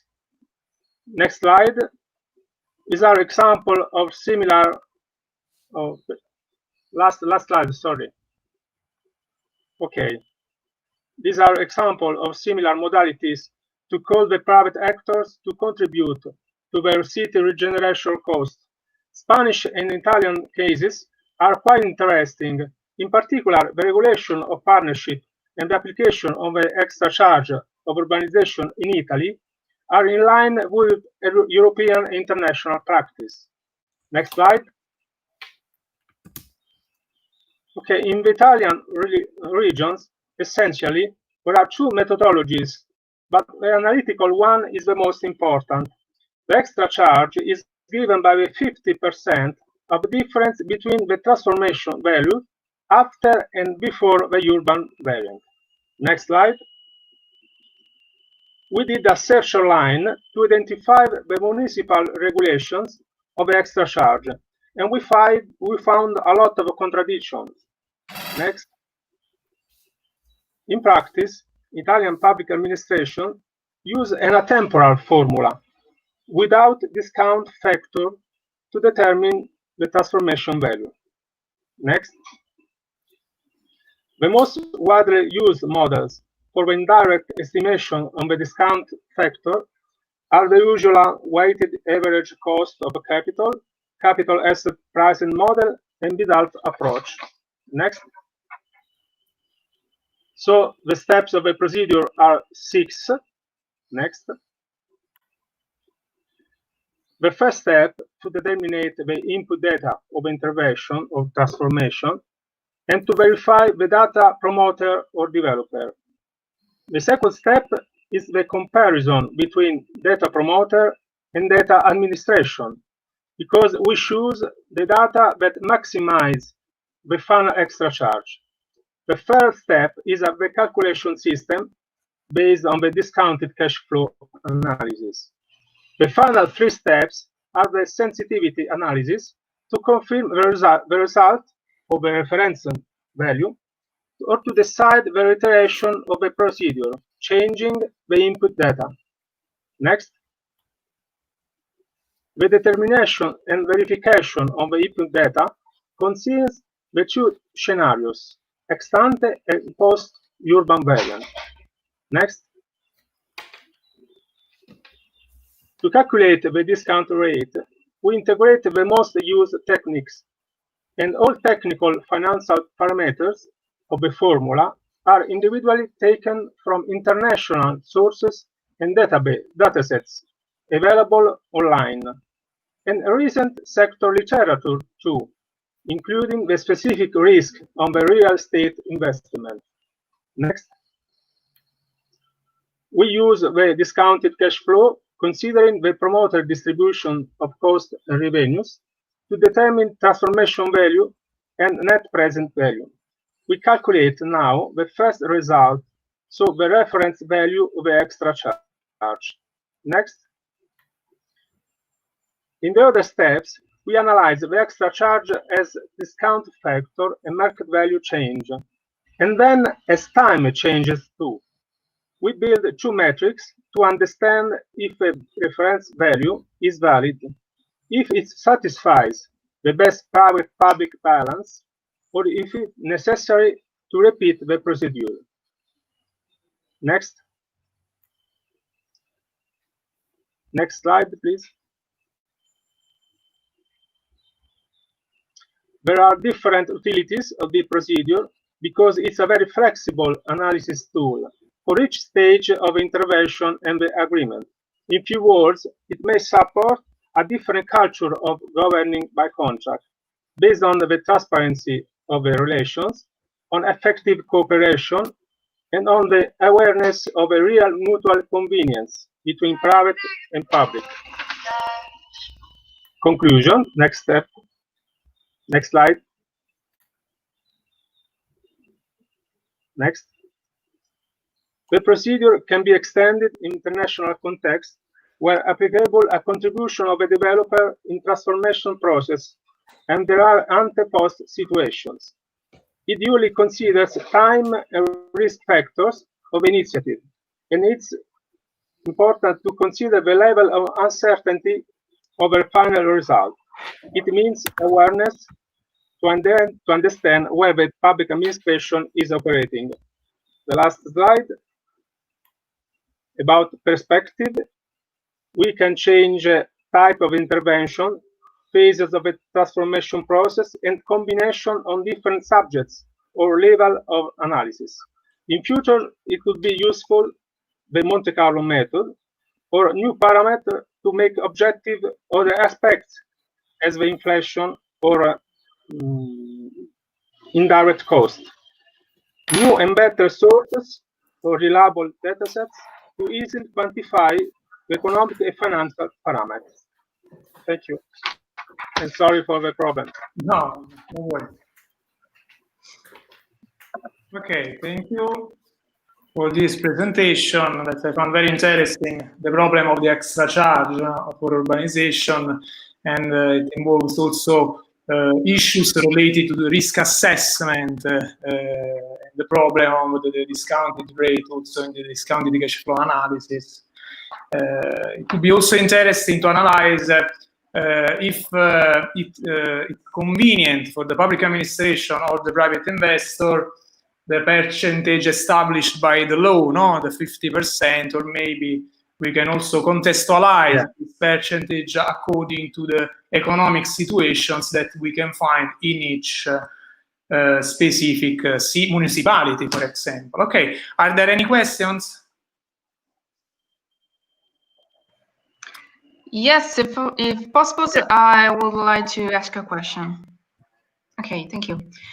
Well, the issue of the extraordinary contribution has been widely discussed over the years, starting from the 2016 when it's introduced, and I have curiously read something about it, even very contrasting with each other, as highlighted in the presentation. And it would be interesting to know if you are planning an application of this methodology to verify its potentials compared to the current provisions of maybe of the municipality of Rome, for example. Yeah, you're right. We are just checking this procedure to a case study, and in particular, urbanistic and transformation project in Rome. And the first results of this application is quite interesting because the comparison between the results of the procedure is quite different from the results of the common use methodologies of the public administration. And above all, it's important to understand which is the riskiness on the variability of the results in the framework of the investment. No administration is not able to understand which is the general framework of the decision and of the investment. So I think in the future it will be interesting a real application of this procedure. We are working. Yes, very well. Thank you. Thank you. Other questions? Okay. So go on with the next one. That should be circular enhancement of the cultural heritage. An adaptive reuse strategy for Ercolano heritage scape. I think that there is Yes. Savino. Okay. Yes. Can you hear me? Yes. Okay. So, can you see the presentation? Yes. Perfect. Okay. Good morning. I'm Valentina Savino from the University of Naples, Federico II, the Department of Architecture. The title of my research, carried out in collaboration with the Professor Maria Cerreta, is Circular Enhancement of Cultural Heritage, an Adaptive Reuse Strategy for Ercolano Heritage Scape. The study explores the opportunity to apply a circular economy model to the cultural ledger regeneration processes oriented to cultural heritage valorization. The methodological process tries to structure an integrated approach, able to combine the tools of building renovation and that of multidimensional evaluation. The structured decision-making process analyzes how to optimize tangible and intangible cultural resources for local sustainable development, how to generate values and activate the engagement of community through new sustainable uses, and how to build widespread and capillary and complex networks among people, value, and species. Heritage are about visible, physical place and also about the experience that people have with that place. Cultural heritage can be seen as a driver for vital and active transformation, stimulating new perspectives for the local community development, using the resources of the environment and nature, regulating human and social relationships. The integration of the approaches circularity and sustainability can be useful in defining a cognitive framework for determining a strategy for urban regeneration of cultural heritage, material and immaterial, able to ensure an integrated decision-making process. As you can see from this scheme, cultural capital is the driver of a regeneration process, where the transversal interconnection between the production cycles of the regeneration are related to the management phase and configure a circular process of multidimensional production value. Indeed, the circular economy model is based on the processes of reuse, recycling, restoration of resources to avoid any form of waste.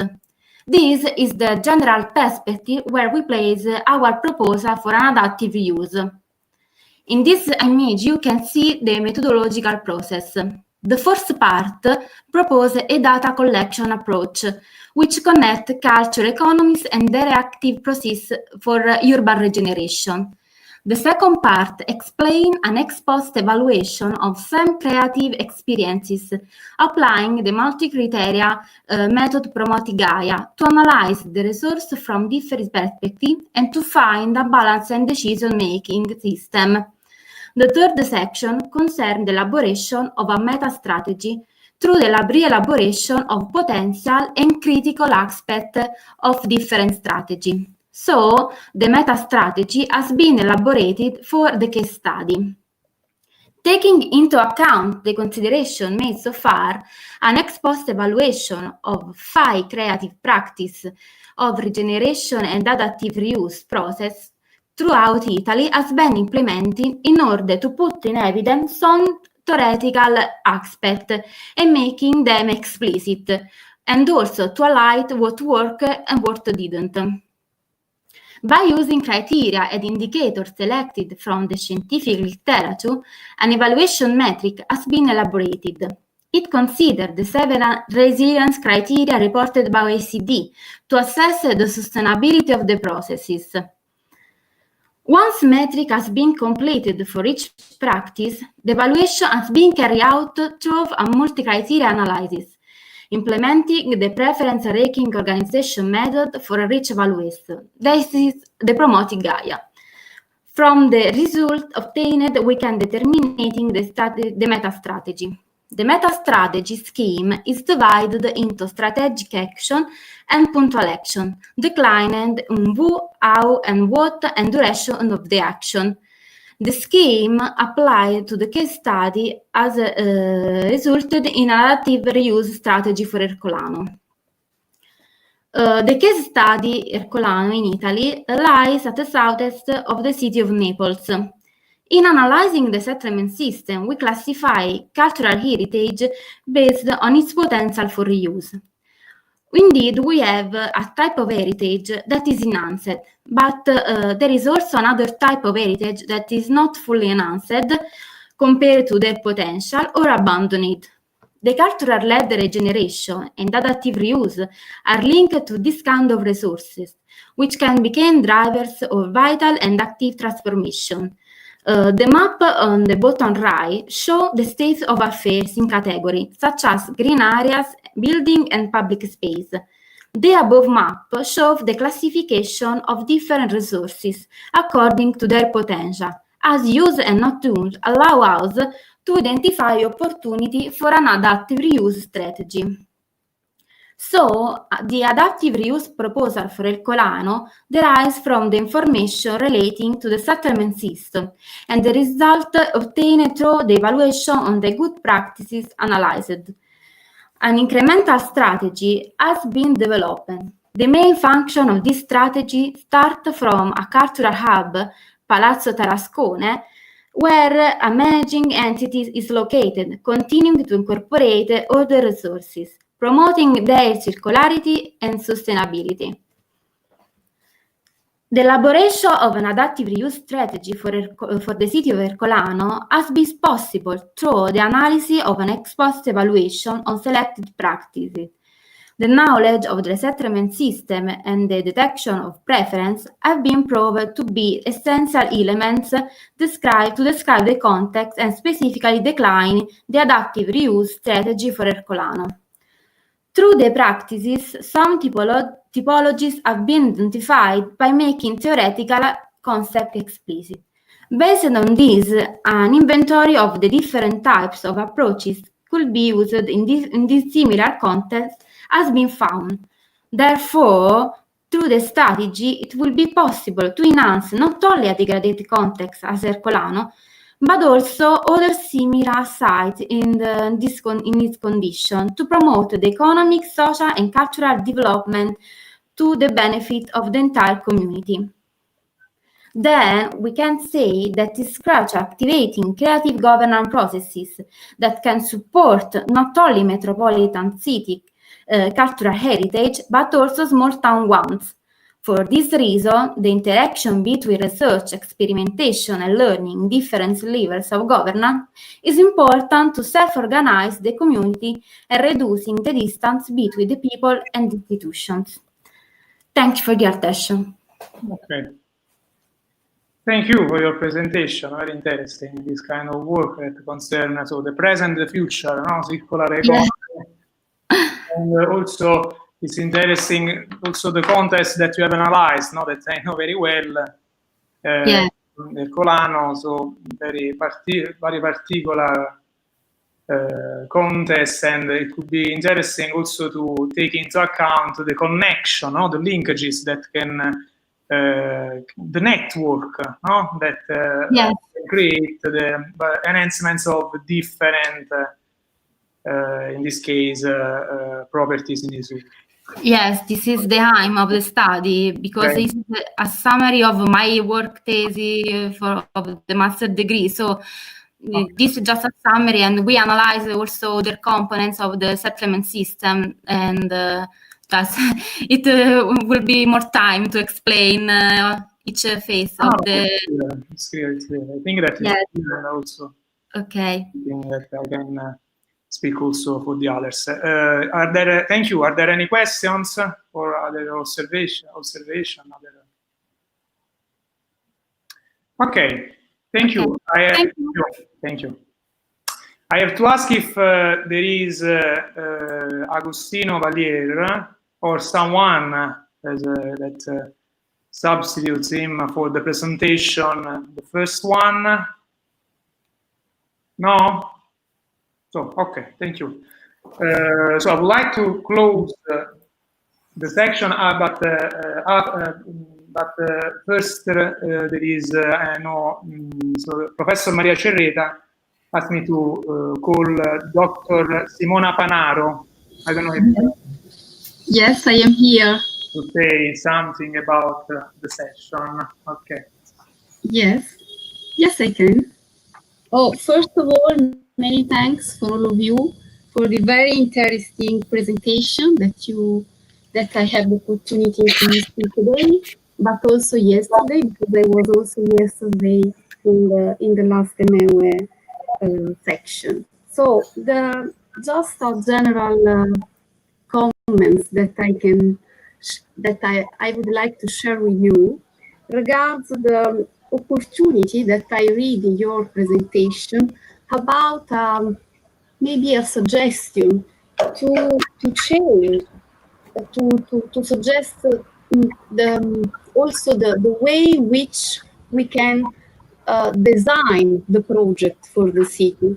I think that the model, also the approach that some of the speakers present today suggests a different way to approach to the design. For example, some of you talk about we need to consider financial negotiation process. Maybe also all these things we need to consider or design the intervention in the city in a different way, especially if we want work with a sustainable but circular approach. So this new approach in the future asks us to consider many things in the project, and maybe your tools or the knowledge that your tools can develop can suggest a different way to design. I don't know if some of the speakers want to add something about this, but I think this was the most interesting things for me this morning. And many thanks for your work. Thank you for your consideration about the future design. I will say something at the end, but before I will ask if someone want to say something else about this consideration. Can I add some consideration? Just briefly, okay, I'm not so young. Maybe my brain is too young, but my experience is 25 years going around for conferences, and I'm very happy because yesterday and today we maybe just unexpectedly, not was not on the table, but I think that in the same time we can distinguish more fields of investigation and activity, but there is some that is like a communality that I think that everybody of us can perceive. It is in some way attention to the method, attention to the context, and proposals that are always related with problem solving in all the dimensions that in some way affect the urban management, the heritage management, the real estate management, and so on. So I think that this could be maybe interesting if just because we are always looking for identity, a scientific identification.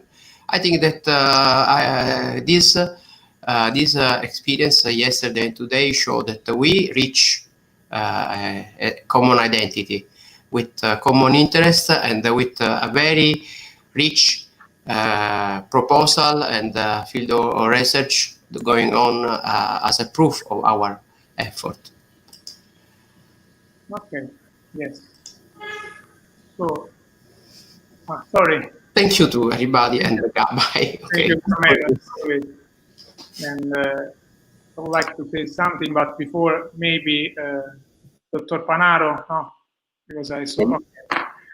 Okay. So I tried to identify. So first of all, thank to Professor Torre. That is, we have to say this. That is the father of Emewe, no, or if he prefers, a big brother, no, in this case, no, a big brother that creates Emewe. So this workshop that I think that now is always current, no, in its issues. I've tried to identify, so I would like to share a minute only for 2 slides, the main lines of research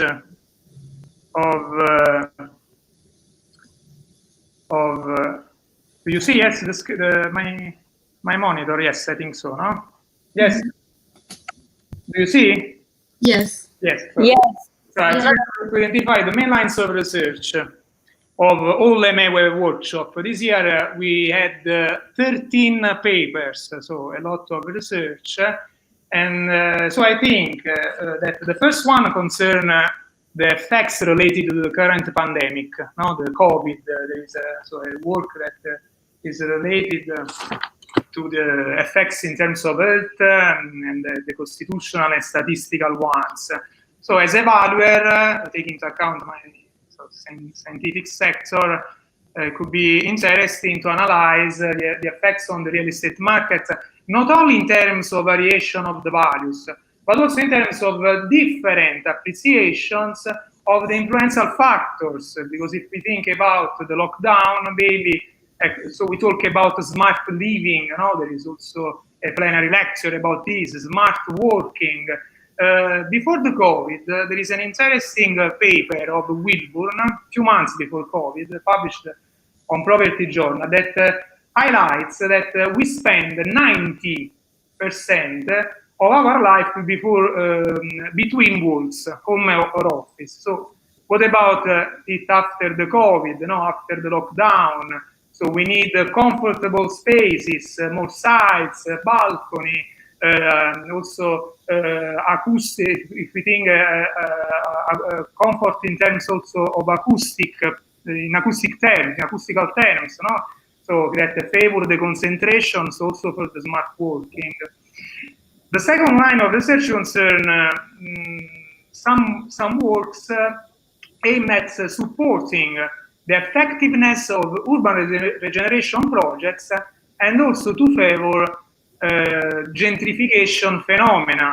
So we saw the circular economy, so different paper about urban and environmental quality indicators, also for the indicators for university ranking.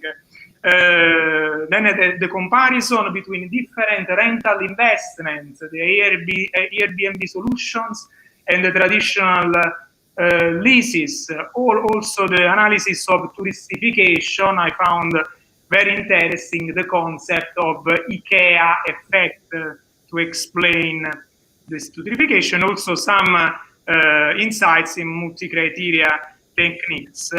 Then also we saw also the problem of the question, the issue of the extra charge urbanization. And then, so also the analysis of the correlations between property prices and environmental and socioeconomic factors. And then, so another line of research that opens, so another work that not presented today, but that I found very interesting, that opens another line of research concerning the automated valuation model. So the problem related to the big data. I found this on Property Journal, this chart, in order to highlight how big data can improve the decision-making process. So if we have big data, the path can be simplified compared to a situation in which we don't have data, so the path is more complicated. But there are two problems. The first one about the software. No? We want software able to implement the big data, and so the algorithms that we have to use. And also the skills of the user. No? So in order, for example, also if we think to the real estate market, to forecast the future trends of the market or of the economy in general terms.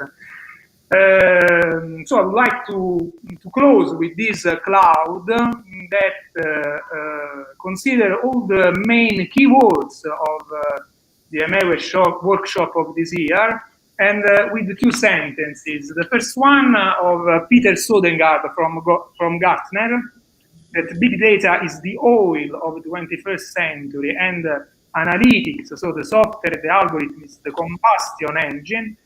And another one of Andreas Kunert of GmbH Berlin about the automatization of the models, with a very kind analogy. If we think a travel through an air, the autopilot is fine, but if we know that there is someone driving the plane, if something happens, for example, in a storm, it's better. So thank you all of you for your research that have allowed the NEWE workshop to preserve its very high scientific level as all the years. So, I wish you the best, and I hope to meet all of you face to face in the next ICCSA conference and in the next EMEWE workshop.